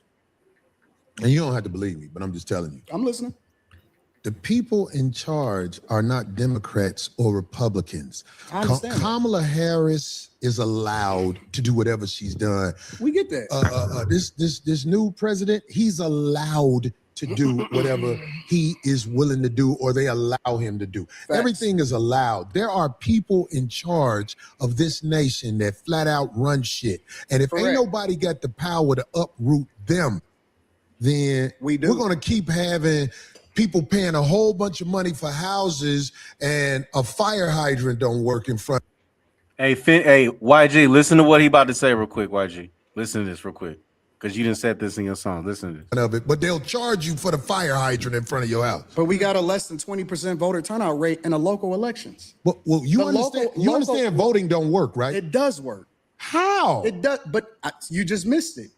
I heard everything you said. I can't wait till you tell me how voting makes a difference in this country. We have a less than 20% voter turnout rate in local. Ain't nobody going for the sucker shit no more. We got to go. You're missing it. You got to uproot the people in power before a real difference happens. Voting is for suckers. It's not. People that don't vote are ignorant as fuck. Well, I guess I'm ignorant because I would never participate in no people sucker that shit. don't vote. And I'm gonna show up and vote like a sucker. And not only is it ignorant. We had Republican presidents. We had Democratic presidents. We in the same joint. I'm talking about locally. You talking about national. I don't give a fuck if it's local. It matters. If you vote, absolutely matters. That means you in line. No, if you vote first, the first thing that it means is that you respect your ancestors that died for your right to be able to do it. Your ancestors it's so funny to didn't do it like this. Because people went to war when the government tried to overthrow. Pause for a second.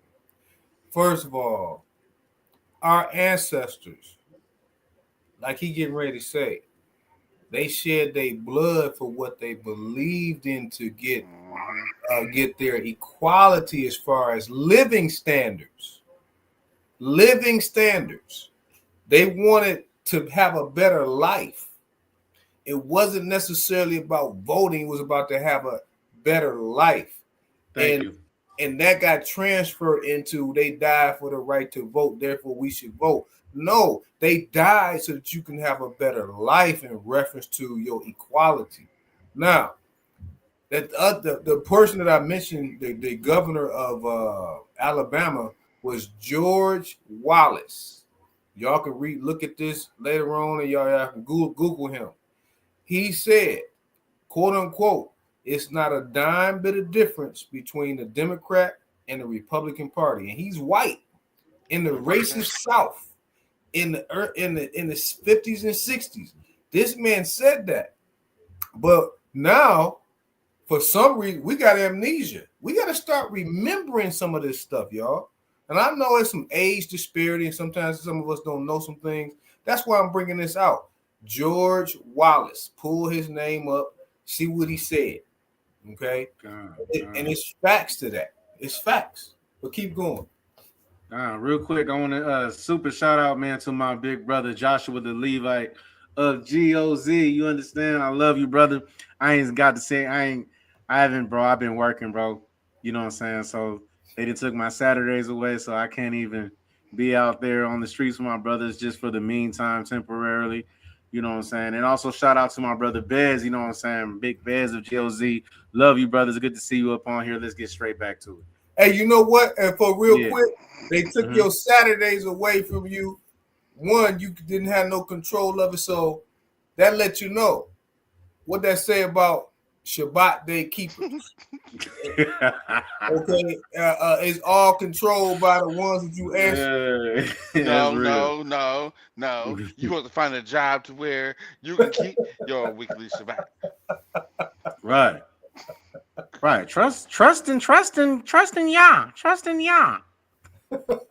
You know what? We about to see. Tell your boss. Tell your boss. No, it's my Shabbat. You know I will not work. You know what? I'm gonna say this.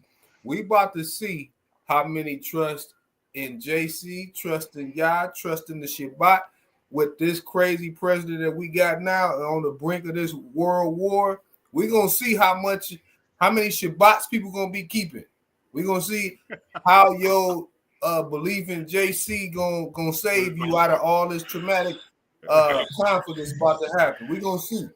Elder.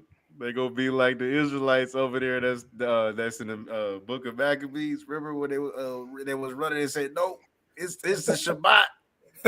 They got attacked by them. They got attacked by them Greeks. Right. I mean, Judas Maccabee said, "Look, bro, we about to go to war on this day." That's what you talking about. If y'all want to keep this, y'all go right on ahead, cause we gonna live. My man, y'all. That's another conversation. Let's push play. Go ahead. And the power of the people. It was war. Here we go. Phineas. Hey, YG, listen to this. We got to go. You're missing it. You got to uproot the people in power before a real difference happens. Voting is for suckers. It's not.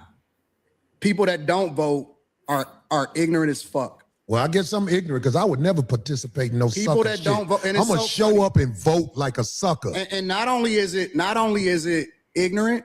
We had Republican presidents. We had Democratic presidents. We in the same joint. I'm talking about locally. You talking about national. I don't give a fuck if it's local. It matters. If you vote, absolutely matters. That means you in line. No, if you vote first, the first thing that it means is that you respect your ancestors that died for your right to be able to do it. Your ancestors it's so funny to didn't do it like this. Because people went to war when the government tried to overthrow the people and the power of the people. It was wars. There hasn't been a war inside the U.S. where the people who getting fucked over are doing something about motherfuckers with 30 felonies being the president. It's war. All sucker shit it's going on. It's a war every day. It's just not physical anymore. Well, that's the problem. We need physical wars. It's not. Until motherfuckers ready to jump it off, it's not. We gonna always be talking. But see, real gladiators don't talk. Real gladiators make it happen. And the gladiators, I ain't gonna lie, we are under control right now. We haven't rose up and did what needs. We haven't rose up. Who gonna what? YG? What the scriptures say, YG? Who gonna what? Oh my Who God! gonna rouse up what? Who's gonna rise up for me against the evildoers, man? And Good who gonna point, rouse right, up man. Judah? And who gonna rouse up Judah? Right? Hey, man. Hey. Come We on, That's all we why. bro. got. That's why we on We this all we got. podcast, letting the truth be told, because we Yeah. need to rise. It's time for us to rise today, for real. We all Bro, we that got, went man. over Anton Daniels. That went in one ear and out the other, bro. Let's play We this all back we again. got. 2 seconds. I gotta hear this again. Motherfucker up. We ain't stupid. Who is he? Because I want to know who. Why do you think that ICE agent was able to shoot that woman? Hold on. Your ancestors it's so funny to didn't me. do it like this. Because people went to war when the government tried to overthrow the people and the power of the people. It was wars. There hasn't been a war inside the U.S. where the people who getting fucked over are doing something about motherfuckers with 30 felonies being the president. It's war. All sucker shit It's going a war on. every day. It's just not physical anymore. Well, that's the problem. It's we here. need physical wars. It's not. Until It's our motherfuckers ready to ignorance. jump it off, It's not. we gonna always be talking. It's But not. see, real gladiators don't talk. Real No, it's gladiators make it happen. And the gladiators, I ain't gonna lie, we are under control right now. We haven't rose up and did what needs to be done. Who But are you under control by? it ain't you under control by the people who will motherfucking blow this motherfucker up. We ain't stupid. Who is he? Because I want to know who. Why do you think that ICE agent was able to shoot that I want to woman? know who the. Hold on. Let's be real. Fuck that woman. Well, that's what you would say to somebody you don't know or whatever. No. I'm on the streets. I've been pulled over by the police. Who ain't on the streets? Or I'm the in ICE Detroit. agents or whatever. You in LA. I'm in Detroit. I'm in the. And this is where the conversation starts to go left, right? This is where egos, right, start to come in. This is where, right? Yep, this is where egos come in. This is where emotions. This is where the conflict is getting ready to happen, y'all. Yep. Is Corey Holcomb in his masculine energy is going to he's baited into a conversation with this brother Anton, who got some masculine and some feminine energy intertwined in his conversation. And as you start to listen to it, you're going to see a clash, okay? Because that type of energy in a man with some femininity, with a man that's masculine, it's not going to mix. And this is what y'all going to see this. Go ahead. All right, here we go. Blackest city in the United States of America. I can move anywhere I want to go. I choose to stay in the core of my city, and I choose to participate in my neighborhood. I choose to tithe to the streets. I choose to put kids through college. I choose to interact and truly use my tax dollars and whatever it is and give jobs. I employ over 50 people. I put my money in my community with my people.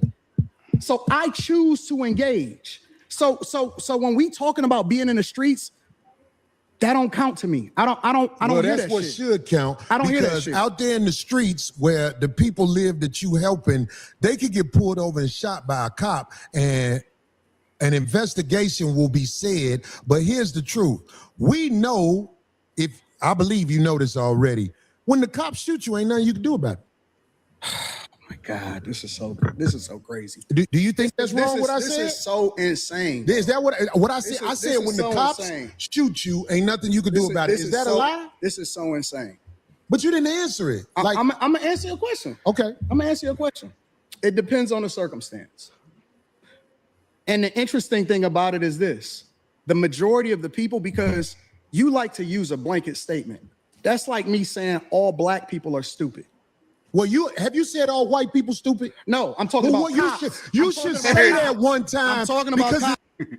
And see, and at this point, Corey didn't had enough because he keeps deflecting, you know what I'm saying, from the question by basically he's running laps, y'all. You know what I'm saying? He's running in circles. He's not trying to deal with the main issue at hand. All right.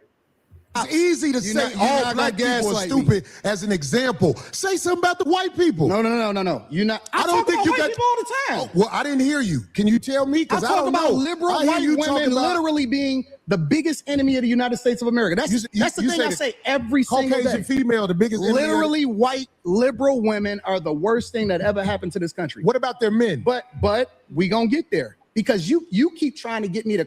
We gonna get there. Qualify it by participating and joining in on the core. I think you're doing what's easy. No. I'm doing what's real. I think you don't want to go against them because if you go against them, it'll be some video of you going against them. And when I say them, I'm talking about your boss. I don't have a boss. We say that. We say that, but here's the truth. I don't have a boss. It's a reason you go after black males or black people quicker than you will go after white males. What are white males responsible for in this country as the downfall I'm an of equal it? Accountability smoke giver. I talk about everybody. I'm just saying, I ain't heard you talk about white men since you've been up here. You ain't been listening. You ain't been listening. I've been listening to you. No, you haven't. I hear you don't taking you don't have the capacity to be able to listen because you're too busy. No. You got me wrong. You too busy. My capacity. All right. Insult to them. Capacity. I would reach over the table on his ass. So here's the thing. This is where Corey needed to see that this guy is trying to pull him into that energy. And that's what he was doing. He was pulling it because really Anton was talking crazy. Corey is trying to rationalize his way of thinking and explain to him, but what Anton did was started that attack. And so when you start attacking a masculine male, you're going to get a masculine response. And this is what we're going to see. That's right. That you just criticized, that's an opinion. Here's the fact. Have you seen something about Caucasian males and how they destroy this nation? Well, what did I miss? Let's slow down because you talking loud, but you're not saying a lot. No, you talking loud, and you still talking around. What did the Caucasian male do to America to bring it down? I'm not getting into that. You dancing around it. And that's why. So he just basically said, I'm not getting into that. I'm not getting into that. You see what I'm saying? So, and this is the thing, Anton Daniels is on this show because Anton Daniels criticizes, you know what I'm saying, a lot of Corey Holcomb's takes, right? As far as from the 5150 show. Because as we know, if anybody follows Corey Holcomb is pro our people. You know what I'm saying? He may not know a lot, you know what I'm saying, which is why we're talking about this on the Truth Be Told podcast, but we do know that he is for our people. And so, you know, this is just an example of Anton dancing around. And then the truth came out after him dancing around, right? Since we've been going through this, right? The truth finally came out. He says, I'm not going to address that. You see what I'm saying? So at that point, it's just like as a man, you know what I'm saying, who's proud, you know what I'm saying, of who he is, right? Who actually can accept, right? And actually can recognize, right? And the experience of the struggle that our people have gone through, to be sitting there with somebody who's just going to basically say, hey, I'm not even going to address, right, the problems of other nations or a Pacific nation that has had their hand in systematic racism, you know what I'm saying? And also slavery. Nah, man, you know what I'm saying? At that point, you know what I'm saying? There's no point of even talking to you. You know what I mean? Right. Because you don't even love yourself at that point. You know what I'm saying? Mm-hmm. But it's crazy. I lose respect for you when you start dancing and kissing Caucasian males' ass. But I don't. Don't do that in front of me because I'm not an ass kisser of nobody. Yes, you are. You suck the dick of black people right now. You doing the easy shit. What you do, let me tell you what you do. Nah, let me tell you something, homie. I don't suck dick. Yeah, you do. Yeah, you do. So fix you doing that. it right now. I don't suck dick, homie. You doing it right now. Homie, believe me when I tell you. I don't do that. I don't do that. Listen. So don't come at me with no dick sucking shit. I'm gonna give. And for those of y'all who don't understand why Corey's, hold on, real quick, before I push play. For those of y'all who, you know what I'm saying, and Phineas, you can relate to this too, you know what I'm saying, but not everybody can relate to the emotion that Corey has right now, you know what I'm saying. So if you haven't really been, you know what I'm saying, on national television, you know what I'm saying, or things of that nature, if you have not been on any type of major platform, you know what I'm saying, here in this captivity and things of that nature, right, then you won't understand the frustration that's coming from Corey, right? I can actually relate to this. You know what I'm saying? The frustration that he's presenting right now, right, is that you have 95%, you know what I'm saying, of people that are in these positions, right, dealing with the industry, have to make, you know what I'm saying, certain covenants, have to do certain things, you know what I'm saying, that are wicked, right? Certain sacrifices, certain rituals, right, that goes against, you know what I'm saying, not only the Most High and his standards, but also us as a man, you know what I'm saying, as manly standards, okay? And so when you hear certain things like that, and you know a lot of people, or you're surrounded by a lot of people who have partaken those type of things to elevate themselves to a certain position, and yet you have not done that, but you have worked and grinded, you know what I'm saying, authentically, right, without sacrificing, you know what I'm saying, your manhood, right, or your morals. Somebody saying something like this to you, you know what I'm saying, can definitely trigger you, right? So I just wanted to throw that out there because Hey, that's I'm very not gonna important lie. for y'all to understand. I'm not Go gonna ahead. lie. The minute you start talking about Right. what's the fellatio, Right. and you try to point the finger, hey, this interview is over. This Yeah. podcast and this debate is over. As a matter of fact, people about to start seeing me put these hands and feet on you and all this table and them bushes in the background, them paper. Oh, girl, gonna stood up and got out the way. Everything about to start moving right now. And you know, and you know what, and I will co-sign that and say at this point in time, what Corey should have probably did was say, hey, you know what, it's time for you to go. Interview over with. We Time done to with the go. conversation. It'd have been one of these moments. You gotta get out of here. It's time to Here we go. go. Here we go. So check this out. We about to wrap this up on this video, but let's just play this last part, and then we're gonna get into some other stuff that's also important that lines up right with what this discussion is about. So as we see, guys, it's getting heated. All right, check this out. Remember, we seen what Corey said. Right, do not associate me with any type of backdooring activity. Right, or as Dave Backdooring. Chappelle, right, or as Dave Chappelle would say, right on his show back then, do not associate me with any nigger. Right? Here we go.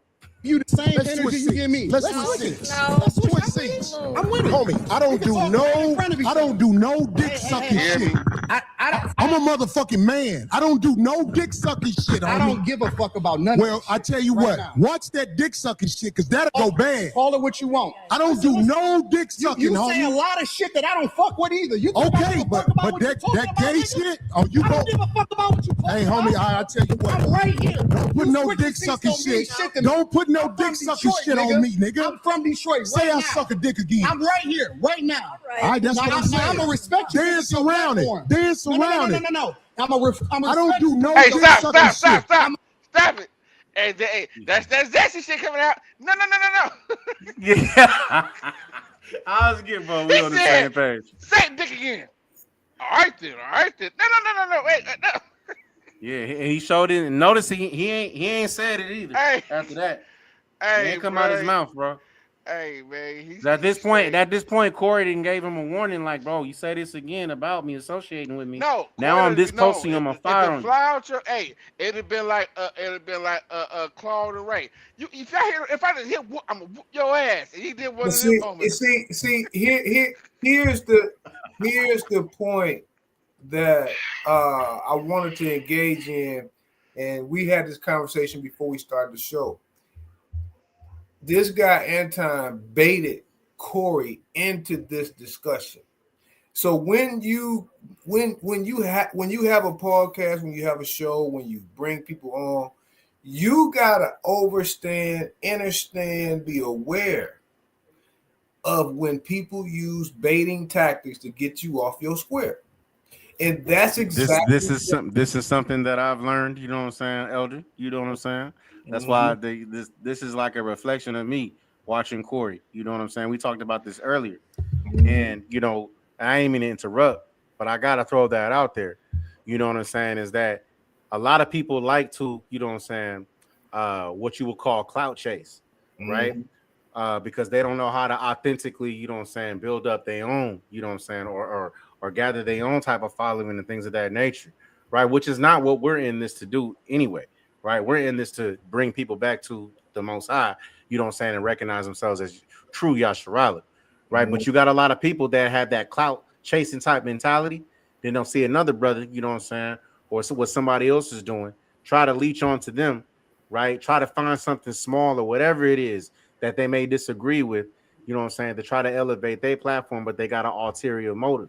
They got to, you know what I'm saying, something they, you know, that they trying to do. And so you got to, like Elder said, y'all, you got to be able to realize these things, right? That a lot of people are just trying to bait you into, you know what I'm saying, something like this. And so, you know, I know for me, something that I've learned is that I'm real passionate about what the Most High says, you know what I'm saying? And everything as far as what his word says. I'm very passionate about that. Very passionate about not adding to the word and coming up with my own phrases and things of that nature. And so a mistake that I made is I should have been able to see that from a distance. Like, oh, people just coming up with their own phrases and things of that. I can't, they just add into the word. I can't find this in the Torah. You know what I'm saying? There's no point in me having this discussion or conversation whatsoever. You know what I'm saying? It's just bait tactics because I know me at the end of the day. You know what I'm saying? I only like dealing with real people. I present myself, the way I present myself online is the way I am in real life, you know, but not everybody's like that. And so, you know, it's funny how, you know, that this situation, as we're watching this, we're reacting to this, took place literally a few days ago, right? It's blown up all over the internet and things of that nature. But I literally had a situation like this, maybe not face to face, you know what I'm saying, but just on live, you know what I'm saying, about, I don't know, a month ago. So, you know, the Most High has a funny way, you know what I'm saying, of showing you things, you know what I'm saying, on how to move, which is why the scriptures say, don't even answer a fool according to his folly, lest ye become just like him. So, exactly. And I want this image that we see right here, these two brothers right here engaged in this conversation argumentatively, when if we come together collectively and redirect the energy to where we need to direct it to, and not people getting us away out of the system in the pockets of our oppressor, then we would be all right. But this is the whole agenda. The whole agenda is to keep us divided on every single level, whether it be religion, politics, education, financially, socially. We divided, and we the only people on the planet that argue with each other about who we are. I said this several times. Show me another group of people on the earth that argue about who they are. Anton talking about he Christian. He got asked whether or not he was a black man. He said he Christian. Show me somebody else that respond like that. Right. Right. That's great. Great race of people. I ain't gonna lie. I've seen a lot of people respond like that. When I used to teach idolatry on the streets, I had to. right? And you know what I'm saying? You'll ask them like, hey, what's your nationality? I'm Christian, Presbyterian. But see, they say that to us. Right. But when it comes to their people and their communication with their own people, they're not going to say that. They're not going to say that at all. They only going to say that when they talking to us. But the problem with this conversation, they both the same ethnic group, and he responded like that. That's crazy. It is.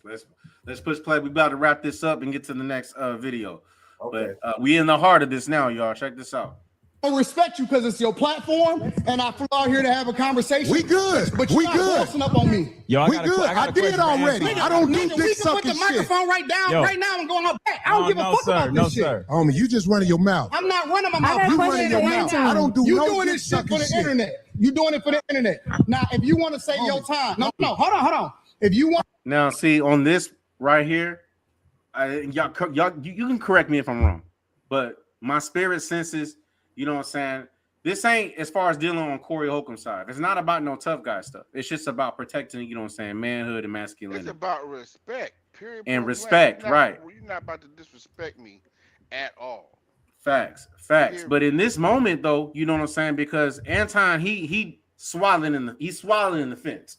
Corey already got in his face and said, playing tough. You're not about to get up in my face and check me. Right. I just did. Right. You know what I'm saying? Oh, and then say dick sucking one more time, but then he didn't say it, right?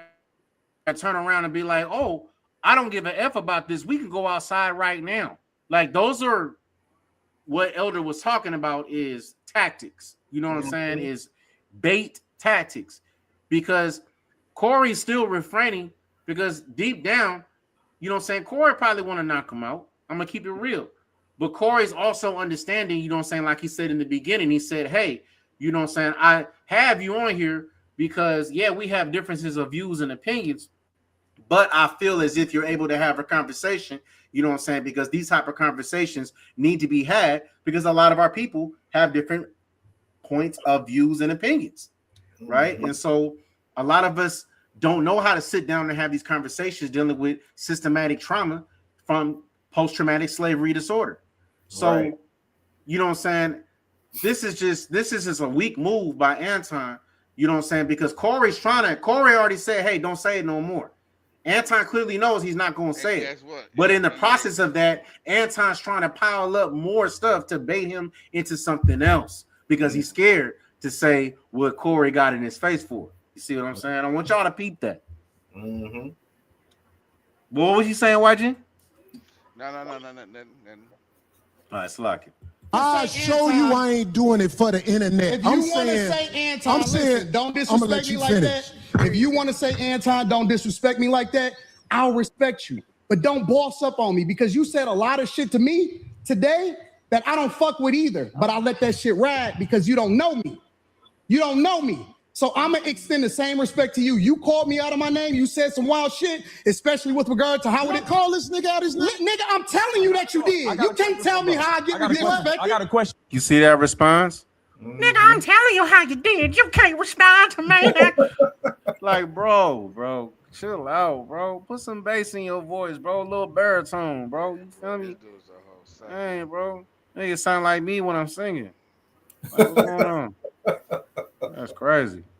I don't talk like that though, bro. That's crazy. Different, bro. Okay. No. Hold on 1 second. Hold on. We just getting loud. I ain't gonna get loud. Then don't switch seats. No, this my because show. That's This cool. my show. That's cool, but I take that shit as a threat. Okay, well, it is a threat if you calling me dick sucking. I don't dick suck, my nigga. Man, fuck what you talking about. I don't dick suck. If you want to get back to the conversation, because you ain't gonna do shit. Because you're not gonna do shit. Come at me with that dick sucking shit again, nigga. You're not gonna come at me with. Say I suck dick again, nigga. We can go out back right now. Fuck I am. We can go out back right now. I'm with it. I bet you won't say that shit. We can go out back right now. I got money for all this. Whatever. I got money too. Don't nobody give a fuck about that shit. And for those of you who are wondering why Corey, because a lot of people, I've been seeing a lot of people that have been saying like, oh, Corey didn't get up when Anton was like, hey, we can go out back right now. He said, I'm now the game is over with. The podcast is about over with. I'm going to tell you the rules.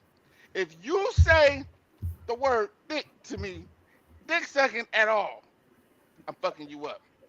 That's period. facts. You didn't say it? All right, cool. I'm going to lay back. I'm not worried about it because I know you pussy. Excuse my language, y'all.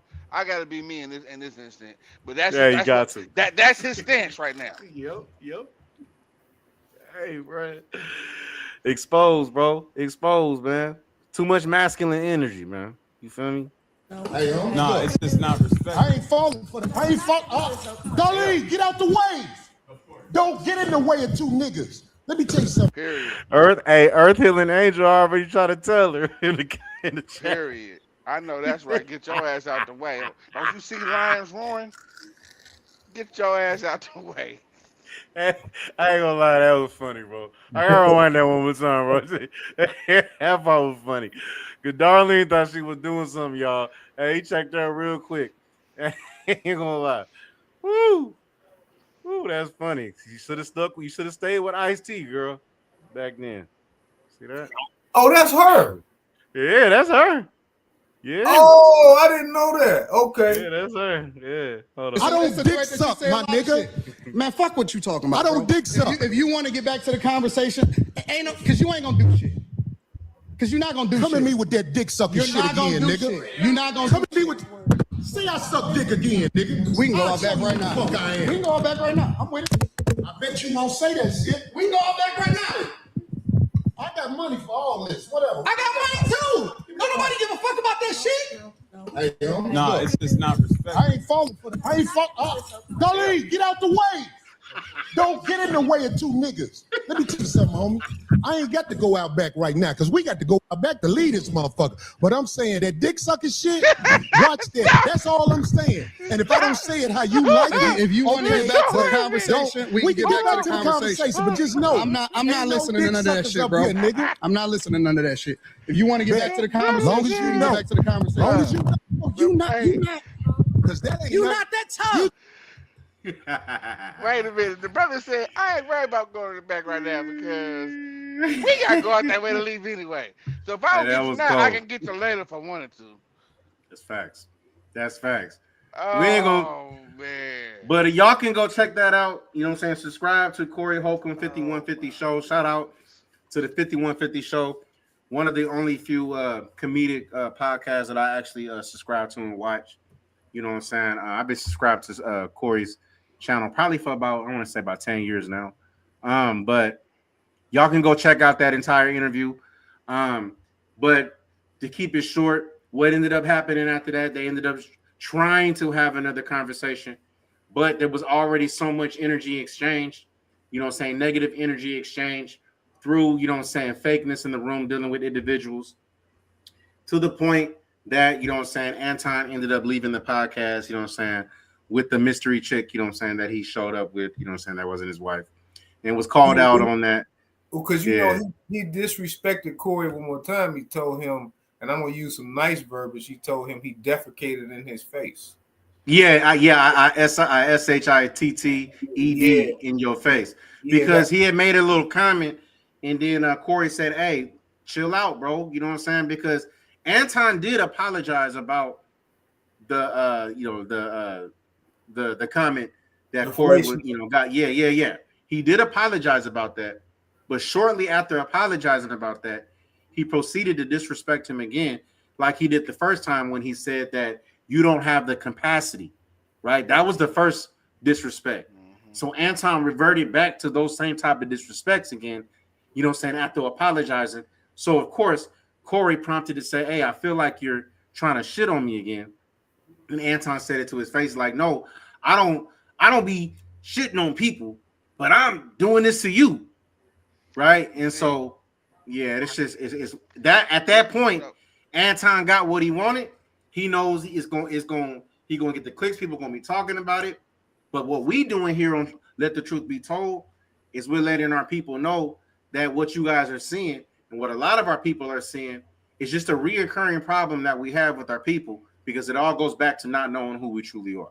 And it's a tactic. It's a tactic that we use for views. Mm-hmm. In social media. 100%. He did all of that for him to have his viewers, his people that follow him to increase. So that was the whole takeaway. He knew what he was going to do before he came on the show. I believe Corey was really sincere in having a dialogue, but Anton, seeing his podcast before, he knew what he was going to do when he got there. Mm-hmm. Absolutely. That's fact. So check this out, y'all. Oh, go ahead, Phineas. And then I'll play this. Go ahead. I'm glad we're about to get to this, because as much as we attack each other, man, we have so much more we need to worry about than to be coming at each other behind some mediocre BS, man. That is crazy, bro. That really pissed me off in a sense, because I really feel that brother Corey, and you brothers know me for the most part, man. I'm not about to let nobody play with me. Nope. I don't care. I'm not doing no talking. I'm not trying to do no. The minute you disrespect me and you up close like that in person, like how Corey was, Corey really kept it cool because the cameras was rolling. Yep. I'm surprised he did. Honestly. He kept it. I don't even know if I'd have been strong enough to refrain myself. And see, this is why. And here, hold on. If that was Corey Holcomb, bro, from like early 2000s, bro, when he was doing the stand, would have been hands and feet. Yeah, when he did the stand up talking about, you know what I'm saying, the abortion, talk about the baby. Hey, it would have been hands and feet, bro. Well, what you about to say, Elder? I was gonna say here's the lesson in all of it. The lesson is, if we allow our emotions to lead us, will find ourselves in a position, whether some fisticuffs, some other stuff, when we could have defeated the situation another way.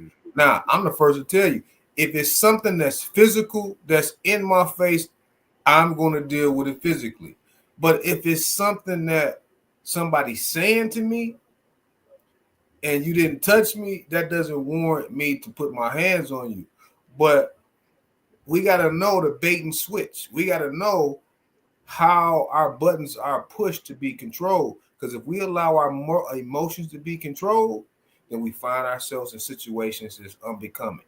So as leaders and moving forward, dealing with our people, I'm all for when y'all say pick up the sword, I'll be the first one out there with you physically.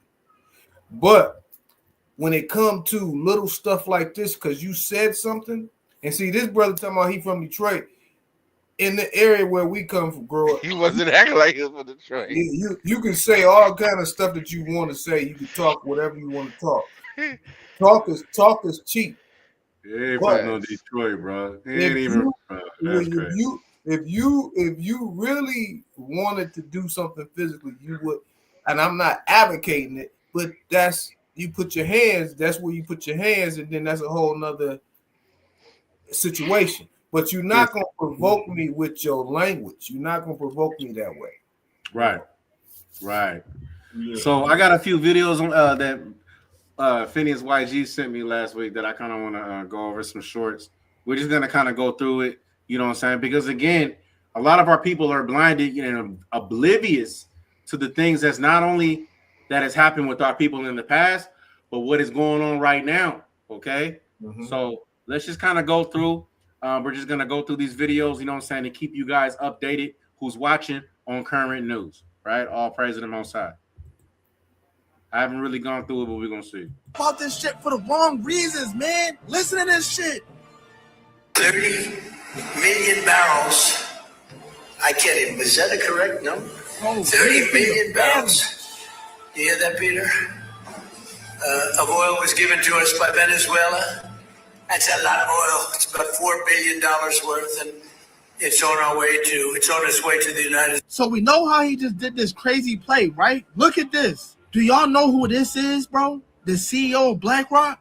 Y'all know that all these niggas and elites always is like talking to each other about this shit, bro. Peep. BlackRock and the United States hand in hand to tokenize oil by 2026. So I was doing my research on the blockchain and I came across this shit, USOR. And I went to the X page and seen tokenization of applications goes live February 1st. So then I did even more research and I went and seen what's going on. Look what the top voter says. Trump team. And the last time Trump was behind something crazy, 525 people became millionaires in the first 24 hours, bro.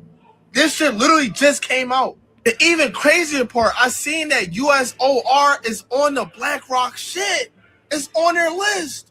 Y'all know I be finding them bangers, bro. And there's reasons why these people are doing what they're doing right now. It's really time for us to lock in, bro. I ate the super bag. Not financial advice, man, but this shit is going to go crazy. Wow! Bro! Wow. YG, what you got to say about that? It's always been, it's like what Elder has always said in some of our earlier shows, man. G-O-D. We want to break that down from again, Elder? Yes. Mm-hmm. In God we trust. Mm-hmm. G is an acronym on the dollar. It's an acronym. G stands for government. O is ordinances, right? And D is departments. So the government is controlled by ordinances and is regulated through the departments. That's the God you trust in when you use this US dollar that's on your screen. And for those that's not aware, we give our energy to this God, government, ordinances, and departments each and every day to sustain our life. So if you say that you're not serving other gods, I beg to differ. You are serving government, ordinances, and departments. You're paying taxes, You're getting your driver's license. You're doing all this other stuff that require you to sustain your life in this country. That's what you're doing. But what we're witnessing now is the fall and the demise, the start of the fall and demise of this God that we trust in.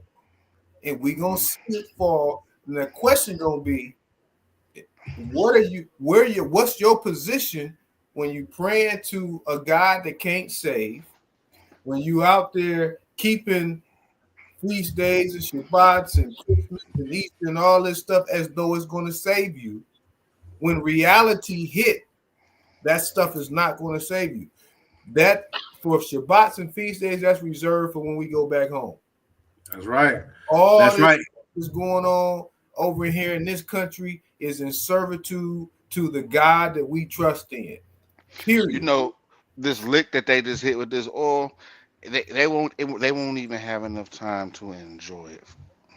Right. For what's gonna happen, man. It's brewing up. You can read about it in the book of Jeremiah, my people. It's brewing. It's brewing up. That's right. So check this out. We're gonna play this too as well. Check this out. The real reason why World War III has already started and the shadow war has not been discussed by the media is because war in 2026 doesn't look like tanks rolling through cities. It looks like supply chains getting cut out. Here's what just happened, and this is why it matters. China has quietly asked its major tech companies to stop buying NVIDIA's H200 AI chips, not because the chips don't work, not because demand is weak, but because Beijing is deciding whether it will even allow access to them going forward. This isn't a trade dispute.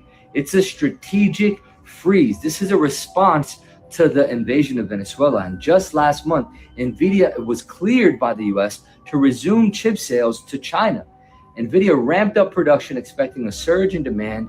And according to the CEO of NVIDIA, demand for the H200 chip in China was strong. Then suddenly, Beijing hits pause. Why? Because China's moving into war footing mode, just not the kind people expect. They're pushing domestic AI chips. They're trying to stop companies from stockpiling resource in modern warfare. This is what war looks like in 2026. Not bullets, semiconductors, not battlefields, balance sheets, and supply chains. AI chips power everything from surveillance to cyber warfare to weapon systems to economic dominance. Whoever controls them controls the future. And here's the part no one on TV is saying out loud. When a country tells its companies to stop buying your tech, it's not negotiating, it's preparing. This move caught markets off guard. It caught NVIDIA off guard. It should catch you off guard too, because it's a clear signal that the war is already happening, just not the way you were taught to recognize it. If you're in NVIDIA, you probably should get out. Very real reason. Man, that's a lot of gems dropped in there. Elder, what you got to say on that? Because I got something lined up too after this. That's real good. Well, you know, what I want to say real quick is we all can see how prices have escalated within over a year or two. But I want y'all to pay attention to, I don't know if y'all have, but I have, within the last month, they have even escalated even more. And they have went up even more. So when other countries stop buying US-backed commodities or US-backed influence, then what has to happen is the US has to supplement the supply chain. The US has to supplement its spending to keep that image of us being at a certain level. But it comes at the cost of its so-called taxpayers. So when you go to the store, notice everything is even higher than it was from November. You know, just look at the price, and it's going to continue. While I went to the store, sometimes I make my own oils, and I have a wholesale.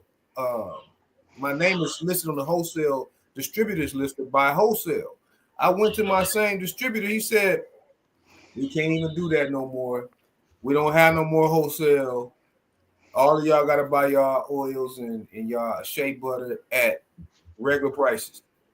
I said, why? What happened? He said, well, with these tariffs and with what's going on in the international community, we can't sustain it. I said, wow. And that happened overnight. That's just one thing. If you go to the grocery store, you can see systematically the difference between November and the prices today is much higher. It's facts. My brother Joshua, the Levite, said that even in Seattle, right where we living at, that they have a sugar tax, right? They do. They have that here in the state. And I'm glad that you brought that up, Elder, right? This is a video that I wanted to show because this video right here lines right up with what you were just talking about, Elder. This is a video that my brother Bez, from GOZ sent to me about a week ago. And I'm glad that you brought that up because it just it brought to my memory, this video that he sent me. But I want y'all to check this out, right? Because it's the same reoccurring thing. What you guys are seeing right now is the fall, right? The potential fall right now, the start of the potential fall of this current empire. Okay.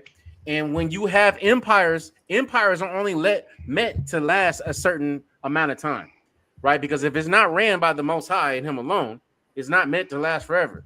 Mm-hmm. So what you guys are seeing right now is the potential fall, right? The start of the potential fall of modern day Babylon, right? Or AKA America. All right. And so this video right here is going to give you guys a history of the things that former empires that were in rulership that fell, before they fell, or once they sensed that they were falling or that they were about to fall, the things that they changed. Because remember, Elder was talking about price changes. Okay. All of this is, goes back to what Corey was asked, Anton, that question, right? That Antoine avoided, as far as America being founded on gangsterism.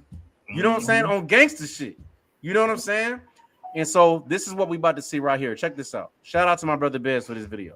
Imagine you are standing in the center of Rome in the year 400 AD. You are surrounded by marble columns that touch the sky. You see aqueducts carrying fresh water over horizons. You see the Colosseum, a stadium that holds 50,000 screaming fans. You're standing in the capital of the greatest empire the world has ever known.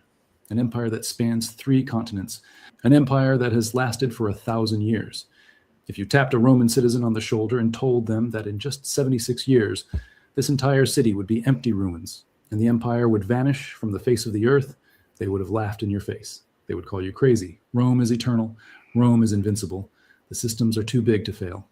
Now, fast forward to today. Stand in Times Square in New York City. Look at the skyscrapers. Look at the stock tickers flashing record highs. Look at the military power that dominates every ocean on the globe.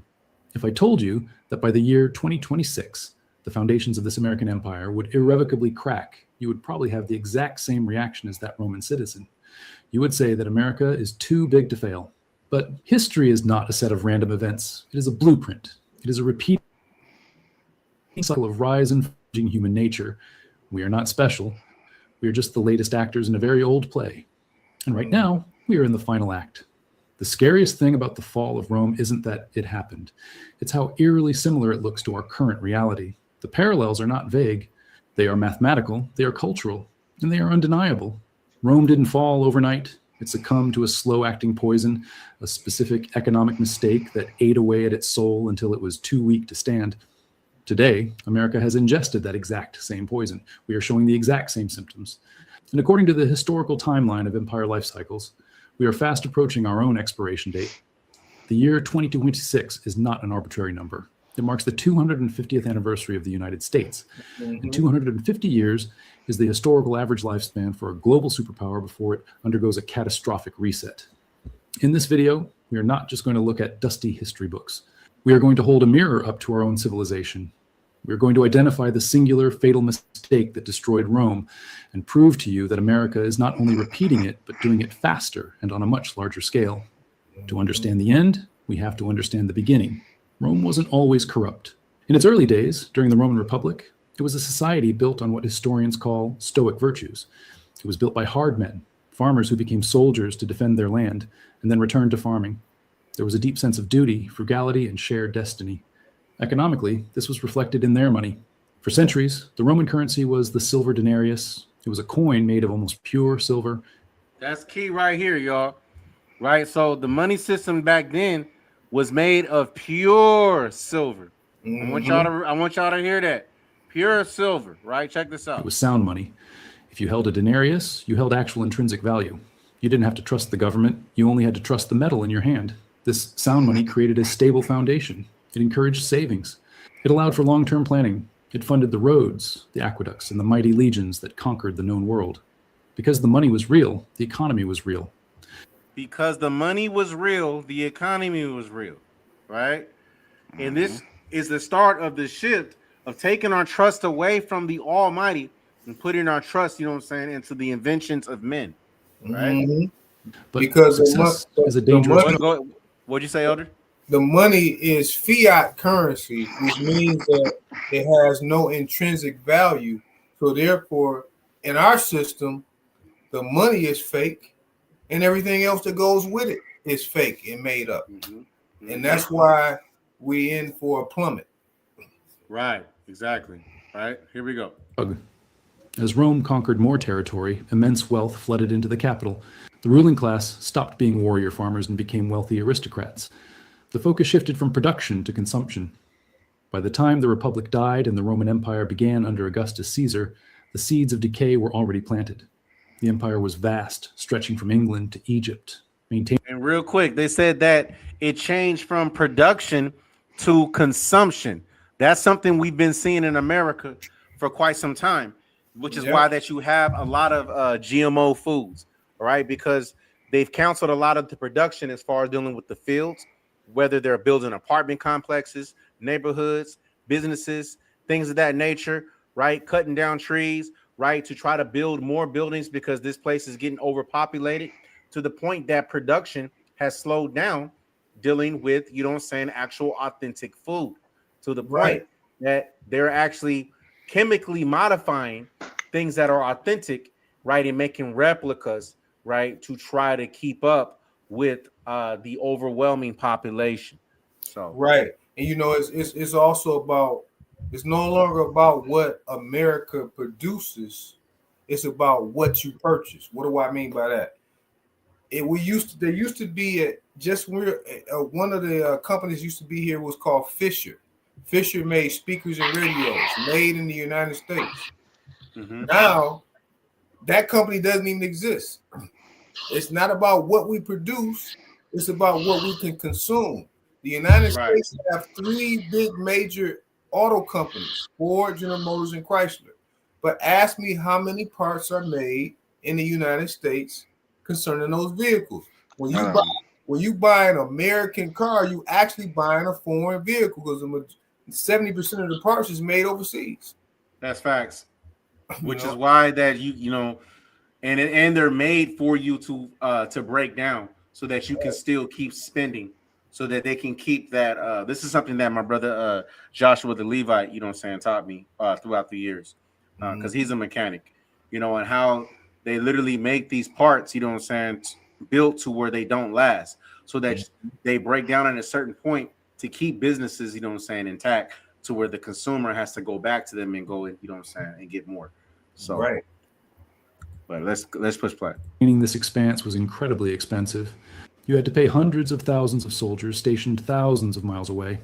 You had to build and repair infrastructure across continents, and most importantly, you had to keep the population of Rome happy. This is where the concept of bread and circuses originated. To keep the massive unemployed population of the city from rioting, the emperors provided free grain and massive gladiatorial games. It was the ancient version of welfare and endless entertainment distraction. You hear that, Phinehas YG? Yeah. Right, it's the same thing that they're doing now. All right, they know that there's a change going on, so they offer free things, right? Like they say, they offer free grain, free certain things, and then also entertainment. It's the same thing that they're doing right now, right? You got your free programs, you know what I'm saying? You got your SNAP benefits, you know what I'm saying? Low income, right? Section 8, right? WIC, right? Medical, all this other stuff, right? And then you have your entertainment too as well, right? Your sports, coliseums. Right now, it's not like how it was back then, to where our people was literally, you know what I'm saying, fighting to their death, you know what I'm saying, for entertainment. But, you know what I'm saying, a lot of the same things have been adopted, you know what I'm saying, America has adopted from the Romans, bro. Like, I don't know. Do you see the same thing, YG? What do you say? It is 100% absolute the same exact thing. I don't see nothing different. Right. I don't see nothing different. Now check this out. We about to get into the heart, right, of the destruction of this downfall. Check this out. All of this cost enormous amounts of money. The gold and silver looted from conquered nations began to dry up. The expenses of the empire started to outweigh its income. Rome had a budget deficit. Now, an emperor has two choices when faced with a deficit. Choice one is the hard choice. You can cut spending, which makes the citizens angry, or you can raise taxes, which makes the rich, powerful people angry. No emperor wanted to do that. They wanted to be loved. They wanted to be gloried. So they chose the easy path. They chose the fatal mistake. They decided to mess with the money. This is the mechanism of collapse. Pay close attention, because this is exactly where we are today. It started slowly. Around the year 64 AD, Emperor Nero faced a financial crisis. He needed more money to pay his debts and fund his lavish lifestyle. He came up with a devious idea. He gathered up the silver denarius coins, melted them down, and mixed in a small amount of cheap base metals like copper. He then reminted the coins. Suddenly, Nero had more coins to spend. The new denarius looked the same as the old one on the surface. It had the emperor's face on it. It was officially declared to be worth the same amount, but in reality, it had less silver. It had less intrinsic value. This was the ancient version of money printing. Basically, GMO coins, y'all. Right? That's what I want y'all to think. GMO coins. Same thing what they did with the food, GMO food, right? The money is now it was 100% silver as far as the denarius coin, right? And now they've ran out of it because of what they had to do, the labor that it takes to actually accumulate that type of silver. All right, because this is all the oppressor does. They get greedy. Okay, right. And so now they've ran out of resources. So what they have left, they're taking it and they're making modified versions of it. All right. And so you think that they're going to be telling these other countries and stuff like that, and these other nations that are spending with them, or in you know what I'm saying? Because at this time, Rome is the world power, right? So you have other nationalities and other nations that are under them. You think they're telling them what they're doing? No, right? The same way they're not telling us guys what they're doing right now. Okay, exactly. It's just like I was saying earlier, when I use that term fiat currency, that means that the U.S. dollar has no real intrinsic value, but it's based upon your faith and belief. We used to be on a gold and silver standard, but we're no longer on that standard because they had to increase the money supply, just like Nero had to increase his money supply. So when they increase the money supply, that means that they can print money at will without the dollar having the same weight in gold or silver. That is the same scenario. Nero had just debased the currency. At first, nobody noticed. The party continued. But subsequent emperors saw how easy this was. If they needed to fund a war, they just added more copper to the silver mix. If they needed to build a new palace, they just debased the currency a little more. Over the next 200 years, this process accelerated. By the time of Emperor Marcus Aurelius, around 170 AD, the denarius was only about 75% silver. 50 years later, it was down to 50% silver. By the year 270 AD, under Emperor Aurelian, the denarius had become a joke. It was barely 5% silver. It was basically a bronze coin with a thin silver wash over it that rubbed. And a lot of our quarters will eventually look like this if you have quarters just sitting around for a long time. Elder, I know you've seen a quarter that looks exactly like this. Yeah. Same with you, YG. Yep. Yep. Right? You can tell. And it looks like it's just painted. It's just plastered. You know what I'm saying? Hey, and you know what they said just here recently? They're not even going to print the penny no more. Wow. That's crazy. Off after a few uses. The Roman government had effectively stolen the wealth of its people slowly over 2 centuries. But here is the thing about economics. You cannot cheat reality forever. The people of the empire eventually realized what was happening. Merchants, traders, and soldiers realized that the coins they were receiving were junk. They knew the government was lying to them about the value of the money. The result was catastrophic inflation. Because the money was worth less, merchants demanded more of it for the same goods. The price of wheat, oil, and clothing skyrocketed. We have records showing that in the 2nd century, a specific measure of wheat cost around 8 drachmas. By the 3rd century, that same measure of wheat cost 120,000 drachmas. And I don't want to play too much of this, you know what I'm saying? But this just covers what you was talking about, you know what I'm saying, Elder, and what we're seeing now, y'all. You see what I'm saying? And so, you know what I'm saying, everybody, these other countries, these other nations that used to be in cahoots with America have now caught on to the fact that the American dollar holds no value, because now these other countries are starting to wake up and realize, okay, well, here in our land, we hold the oil. Well, here in our land, we hold the gold. Well, over here in this land, we hold all the copper. Well, over here, you know what I'm saying, we got the gasoline. Well, over here, we got the cotton. Here, y'all see what's going on, okay? And now these countries are like, okay, well, why is it that we are, you know what I'm saying, why is it that we are accepting this U.S. dollar, right, which they're supposedly printing, right, from trees, right, making it out of trees, right?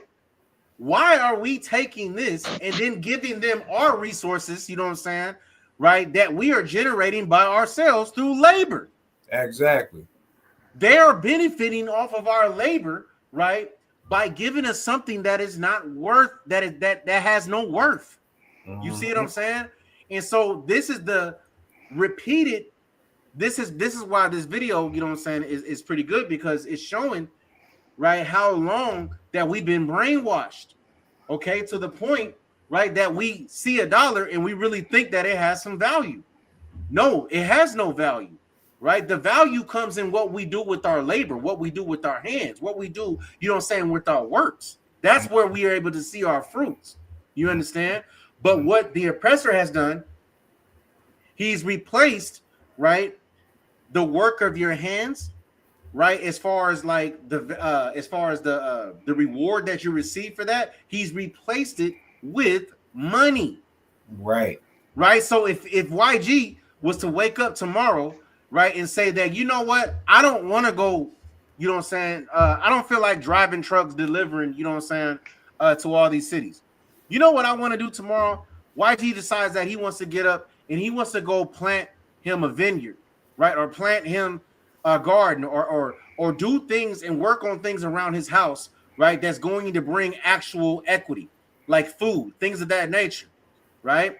We're set up here living in our captivity that he's actually losing money, right, or losing, you know what I'm saying, that it's risky for him to try to build something of his own, because this whole economy is set to depend on this money. Exactly. And I didn't mean to ramble too long, but it's just so much, man. Like the crafty council, y'all, I can't explain it. The crafty council is way deeper, right, than what we're viewing it as on a surface level. Absolutely. Way deeper than that. We actually talked about this some time ago. It was several shows ago, dealing with the finances and the U.S. dollar and all those kind of things, and in relation to how money is made, the modern money mechanics. And you know, we give forth our labor, which is sweat equity, and that's the only thing that's valuable. What you get in return is something that's sometimes not even printed.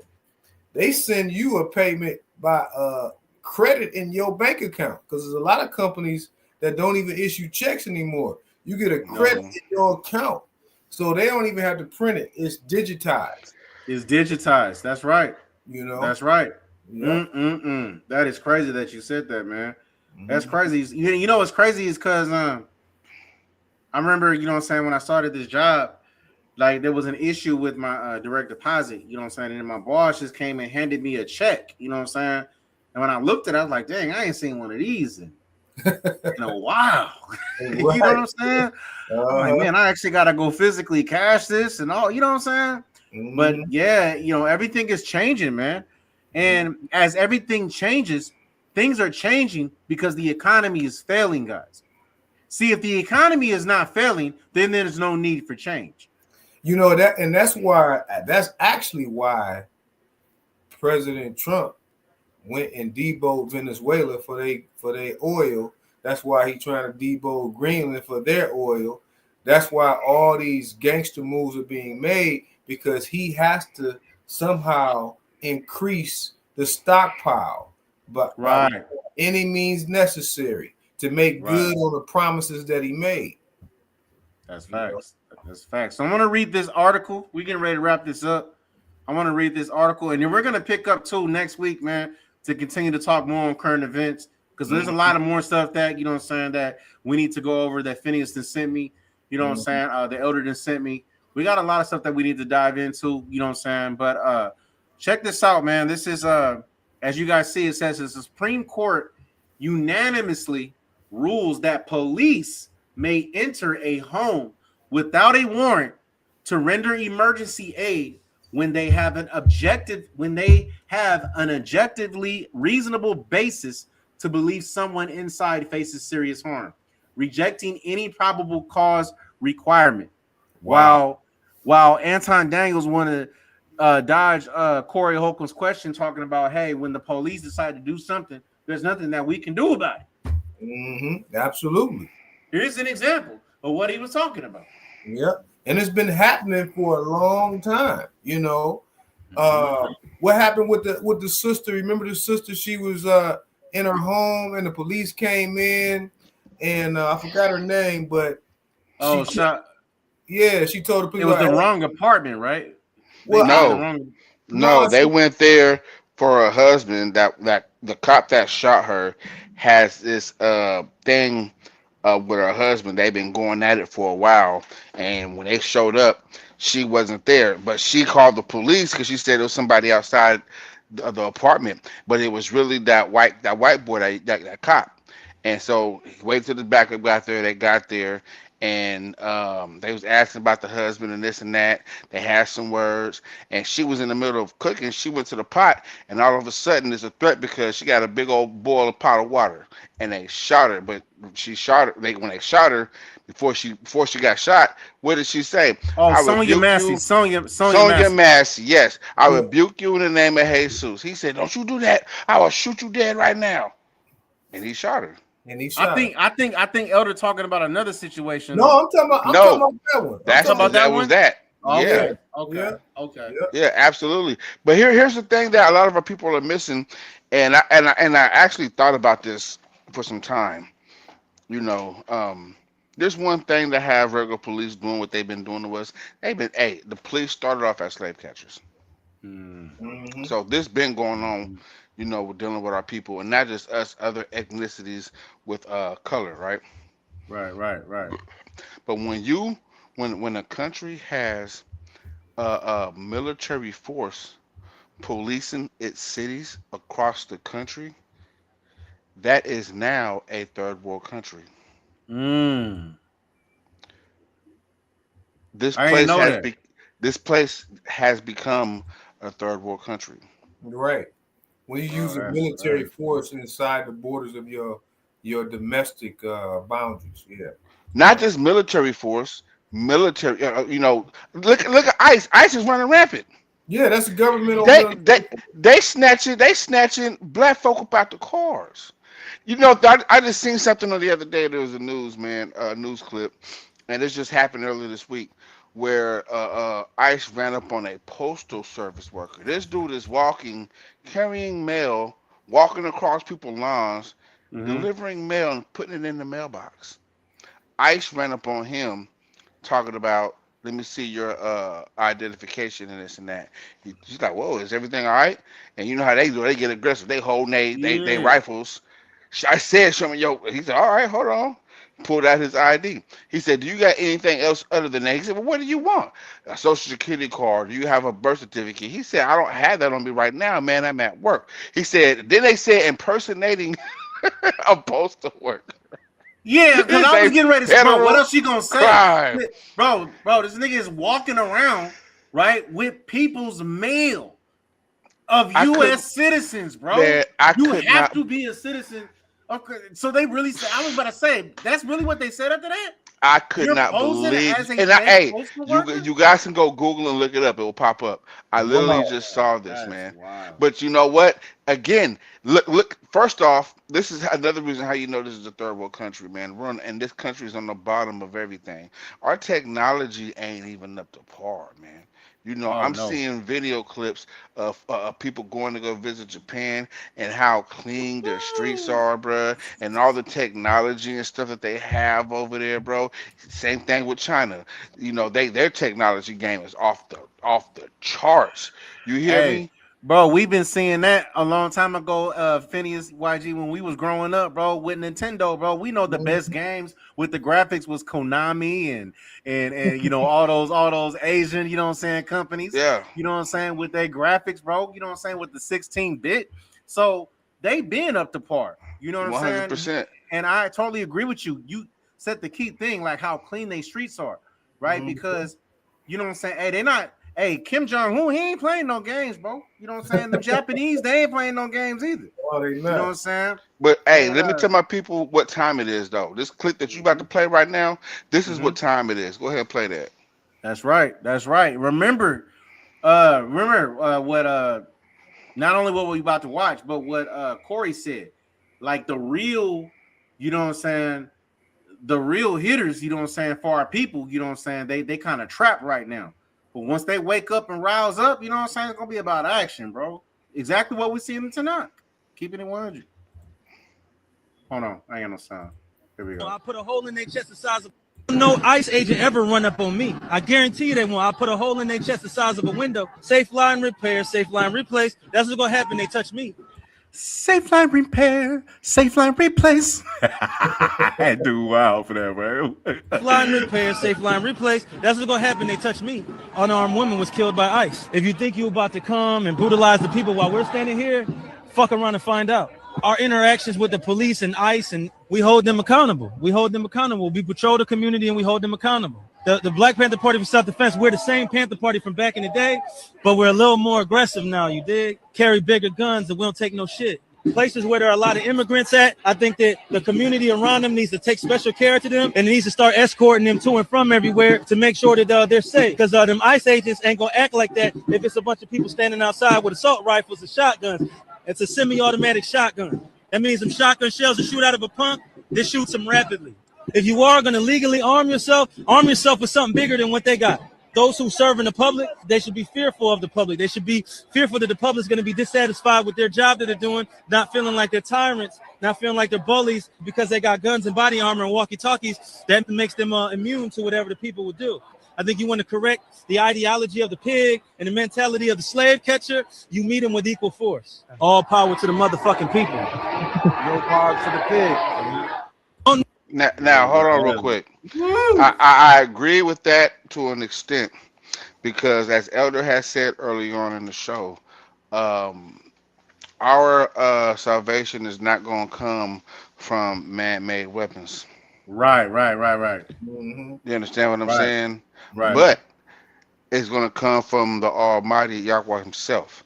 Now, when it does come and it does happen, though, what did the scriptures say? Part of our inheritance, He's going to put the enemy's neck in our palms. So that will actually take place, but it will take place at the appointed time that That's the right. Most High deems it to be fit and ready for us to be able to handle it. Because right now we can't handle it. I love the brother spirit. Y'all know this brother Phineas, man. You know I'm ready about that action though. Hey man.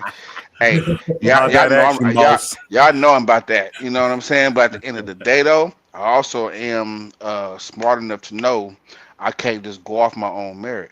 I can't just go off my own heart. I can't just go off, how I feel. This ain't the biblical times where when the Most High says something and I saw my people or whatever was doing something wicked and He didn't even wait on the Most High. He just went and handled business. Because that's what was supposed to be done at that point in time. We're in a different time right now. You dig what I'm saying? We are in 100% servitude. And so because of that, I know I can't just go to my waist right now and whip it out and be like, nah, man, it ain't happening like that right now because I ain't going to make it. You dig what I'm saying? And so, hey man, I agree with him, but I disagree with him at the same time. That's real. Hey, that's respect, bro. That's respect. And honestly, you know what I'm saying? The same thing with the Bible. You know what I'm saying? Same thing with the Torah and the Tanakh. He agrees but disagrees because it has to be on the Most High's timing. We see this in Jeremiah 51 and 20. You know what I'm saying? As far as how he's going to use Yasharallah as his battle axe, right? And weapons of war, right? To break and tear down kingdoms, okay? But in order for that to happen, it takes all of us. It takes for Judah to be roused up first. You understand, being that chief tribe, right? As far as what is written, and then it takes for that righteous remnant to be sealed. There's a lot of things that have to take place, right? We got to see World War III, right? We got to see, you know what I'm saying, rumors of wars, things like that, stuff like that we're seeing right now, right? And so, what we're telling y'all for who's watching, you know what I'm saying, we appreciate y'all that's been rocking with us for about 2 hours and 30 minutes. We about to wrap this up, right? But the key thing, right, dealing with this episode, y'all, that we want y'all to learn, right, is that we gotta be more about action, right? If we say that we're Yasharallah, we gotta show that with our actions, man. How we move, how we walk, how we deal with one another, how we talk amongst each other, you know what I'm saying, as brethren, whether we have disagreements, whether we agree, right? We still have to move accordingly, you know what I'm saying? And if you have questions on how to move accordingly, it's right there in the Torah and how we're supposed to deal with one another, you know what I'm saying, as brethren, okay? So there's a lot of things that have to take place in order for us to be established, you know what I'm saying, as a nation, like having to go through the wilderness, right? This second wilderness. And a lot of times, a lot of our people get a little, you know what I'm saying, misconstrued as far as dealing with the second wilderness. But we're going through our second wilderness right now as we speak. Absolutely. You understand? Absolutely. Because there's a lot of division amongst our people, the same way that we had division, you know what I'm saying, when we came out of Egypt, right, in hopes to go to the promised land, right? Division comes with difference of opinions, right, egos, things of that nature. And all these things can be distractions, man, and can distract you from the goal, which is us making it back to our land. So go ahead, YG. I don't mean to cut you off, man, but real quick before Elder take the floor, let's just put it out plain. He about to pull the scripture, and Elder gonna break it down. Nah. We got Nah. I'm not going to the scripture, man. We're just gonna give them to him straight truth, man. Just straight up across the board, man.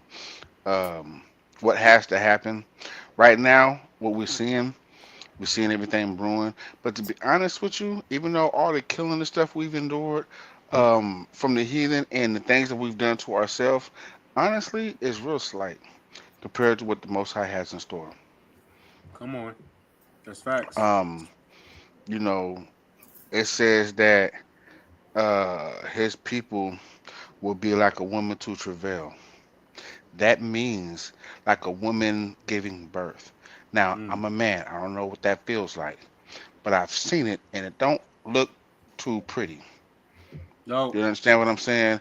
And we're gonna be groping our stomach from hunger and everything, man. We're gonna be like, it's gonna get bad.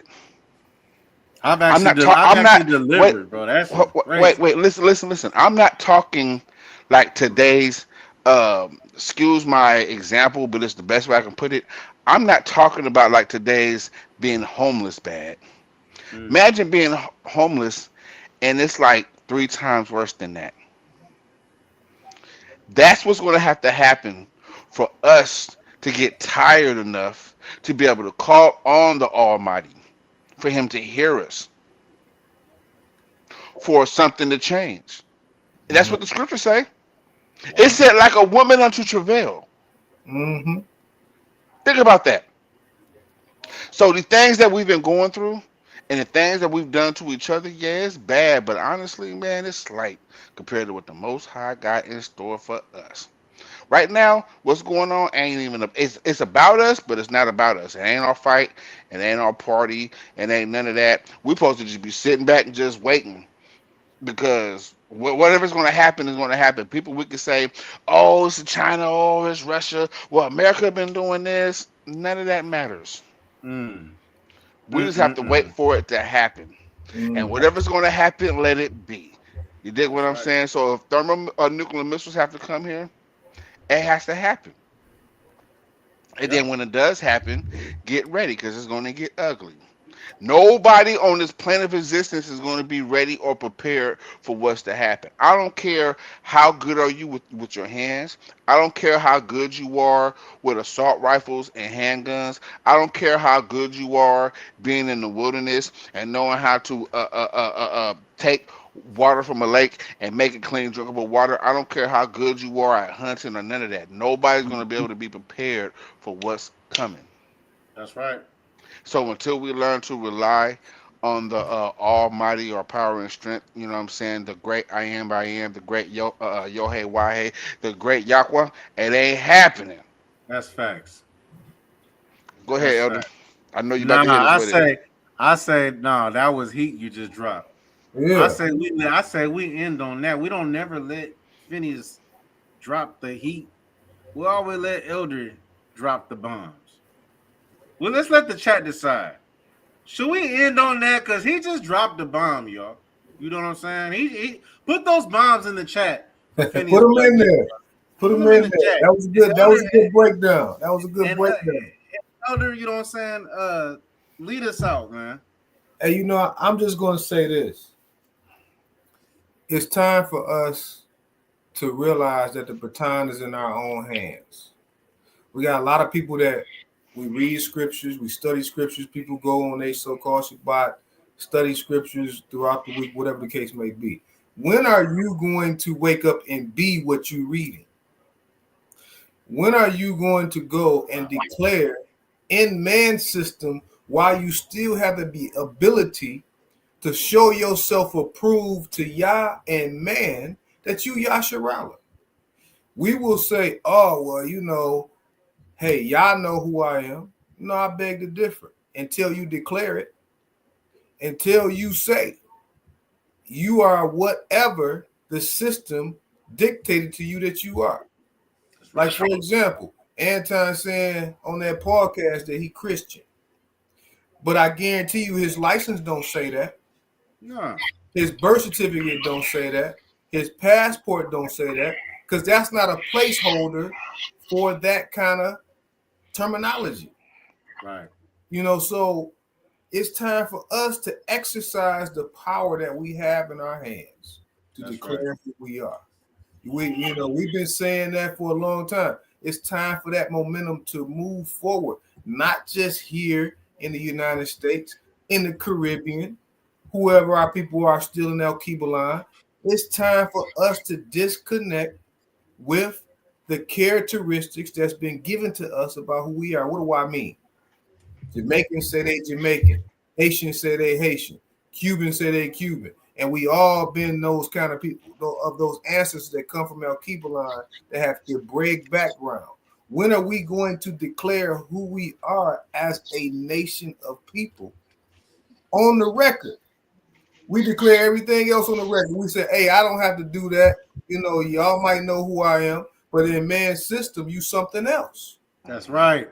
Right. You know what I'm saying? So we gotta, if y'all gonna be about it, y'all gonna represent the Almighty, do it for real and start playing. The Almighty not playing. We in a time period where the games is over with. We watching it, we here looking at it center stage. But when are we going to take the mantle in our hands and do it? Because our ancestors can't do it. It's on you. So I end it by saying, take responsibility. Humble your uncircumcised heart. Accept your punishment. Take responsibility.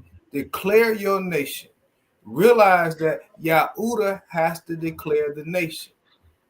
And it's time for us to rise. It's time for us to emerge from the thickets, to declare our Shemitic bloodline, Hebrew ethnicity, and our nationality, and above all, make the connection that your divine connection is within the conscious. The I am that I am is that I am in you. And you have to be as I am. But we steady being everything else on the planet. So it's time for us to awaken, my family. So I'll leave y'all with that. And, you know, let us continue to grow, move, and if anybody got a platform that we need to get on, I'm ready. Inbox me. I put my email in there before. If you don't have it, I can do it again. We not holding back. Whatever thus saith Yah put upon the lips to utter today, it's time to speak it. Just like the Almighty gave the utterance to Ezekiel to prophesy to them dry bones and say, shall these dry bones live? And he said, thou knowest. And the Almighty told him to prophesy to these dry bones so that they may live. This is why we have the Let the Truth Be Told podcast, to speak what thus saith the Almighty in this day and time, so that we can rise to the occasion. If we don't believe, what we gonna do? Sorry. Hey, real quick, 100%. This is Let the Truth Be Told podcast, man. This is sponsored by the United Nation of Yasharala, man. You guys go to the website, check out. We got so much information up there, y'all. Bro, we even got our own flag. Y'all see that flag behind there, man? We even have our own flag, y'all. You know what I'm saying? So as elders telling y'all to declare your nation, man, go to the website, man. This is your nation. You know what I'm saying? And see what you can do. As a matter of fact, we're looking for people. We're looking for our brothers and sisters who are ready to step up, who are ready to help bring change to for our people, to help invoke the name of the Almighty, man, to help show them that we're ready. Absolutely. Right. And I'm glad you said that, because we revamping the website right now, because it used to say the United Nation of Israel, but we're changing to the United Nation of Yasharala. And so, and we're calling for all our people to come forward to put their hands to the plow. We need our young people. We need to come forward and stand forth and stand on what the Almighty brought you forward to be in this day and time. Hallelujah. Well, that's going to do it for another episode of Let the Truth Be Told podcast, man. We appreciate everybody that's been rocking with us in the chat for the last few hours, man. A lot of information brought out, a lot of breakdowns, a lot of opinions, you know what I'm saying, and a lot of facts based off the Torah, you know what I'm saying, and the Tanakh, man. I love y'all. Love you, Elder Shamayah. Love you, you know what I'm saying, Phinehas YG, you know what I'm saying. He really the go with it, you understand? This is another episode, man. We appreciate everybody. Catch us next week, you know what I'm saying? We're going to be right back with it with another episode of Let the Truth Be Told podcast. This is your brother Zamran, the servant, coming all the way, you know what I'm saying, out of Seattle, you know what I'm saying? We got our brother Phinehas YG in the building and the Elder Shamayah to drop that knowledge on us, you know what I'm saying, to keep us all in shape, right, and on the right path in the spirit of the Most High and the Most High and Him alone. I love all of y'all, Yasharala, man. You know what I'm saying? And we got to get back to loving one another. You know what I'm saying? Because that's what this is about. So with that being said, we love y'all. Shalom, shalom to the 12 tribes scattered abroad and everybody that's also watching too as well. Hit that like, share, and subscribe, man. And we'll catch you guys next week. All praise to the Most High. I mean, that's just how it goes. I would never fold this game. You're supposed to give it away. It's not to be sold. You gotta learn to keep the Lord is how you save your soul. Striving for the kingdom, that's your main goal. We can take this kingdom back, but you ain't ready though. You love the ways of this world, don't wanna let it go. I just tell the truth to my black folk. Expose the heathen of the evil, that's just how we go. I'm truly dedicated to this motivation though. When will it all change?